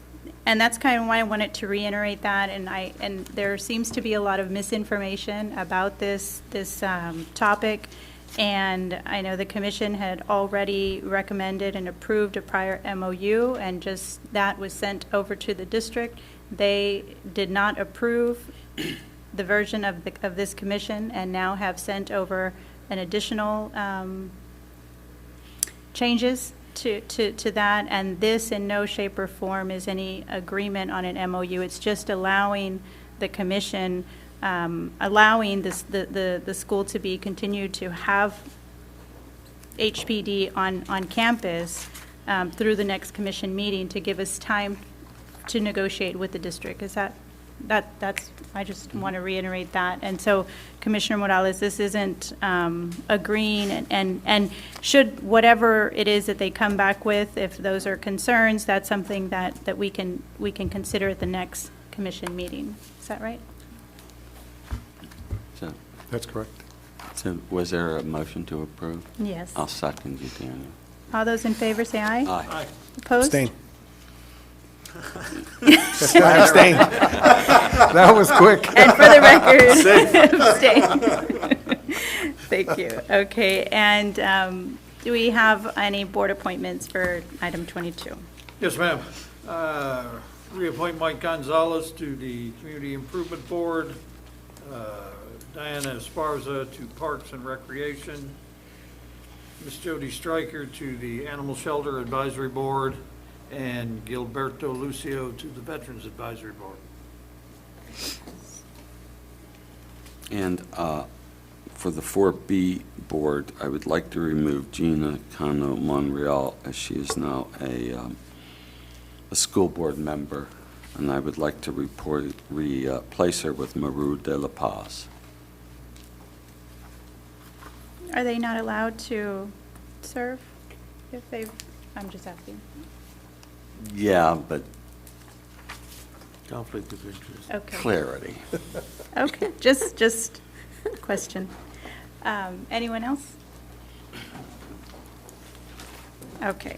Motion to, Motion to approve the recommendations and the removal. Second. all those in favor say aye. Aye. Opposed? Motion carries. Has Animal Shelter been meeting? Yes, Josh met with the board We just last week. had Yeah. the first in a long time. Perfect. And the Harlingen Proud? Not yet. Harlingen Proud is not met, no. Like I said, they do have money, so we need to work on getting that. Got a lot of vacancies that y'all give me to fill. We're working on that. So Got my three. now, we are going into executive session for consultation with legal counsel pursuant to Texas Government Code 551.071 to receive legal advice protected by attorney-client communication privilege. Do we have a motion to go into executive session? Second. Motion. Second.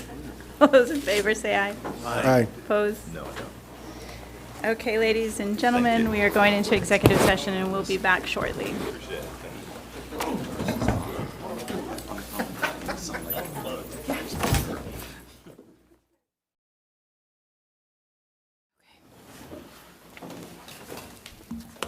The time is now 9:42 and we are back from executive session. We have item number, what number is it? 23? Is that right? It's actually item number 24. Oh, 24, okay. And so do we have a motion? Somebody was going to, was that you? Move to authorize the city manager and the mayor to continue negotiations with HCISD to come to a satisfactory agreement on an MOU. Second? Second what that man said. And so Commissioner Bettis has abstained from voting on this motion. All those in favor say aye. Aye. Opposed? Motion carries. And we are adjourned. Thank you very much.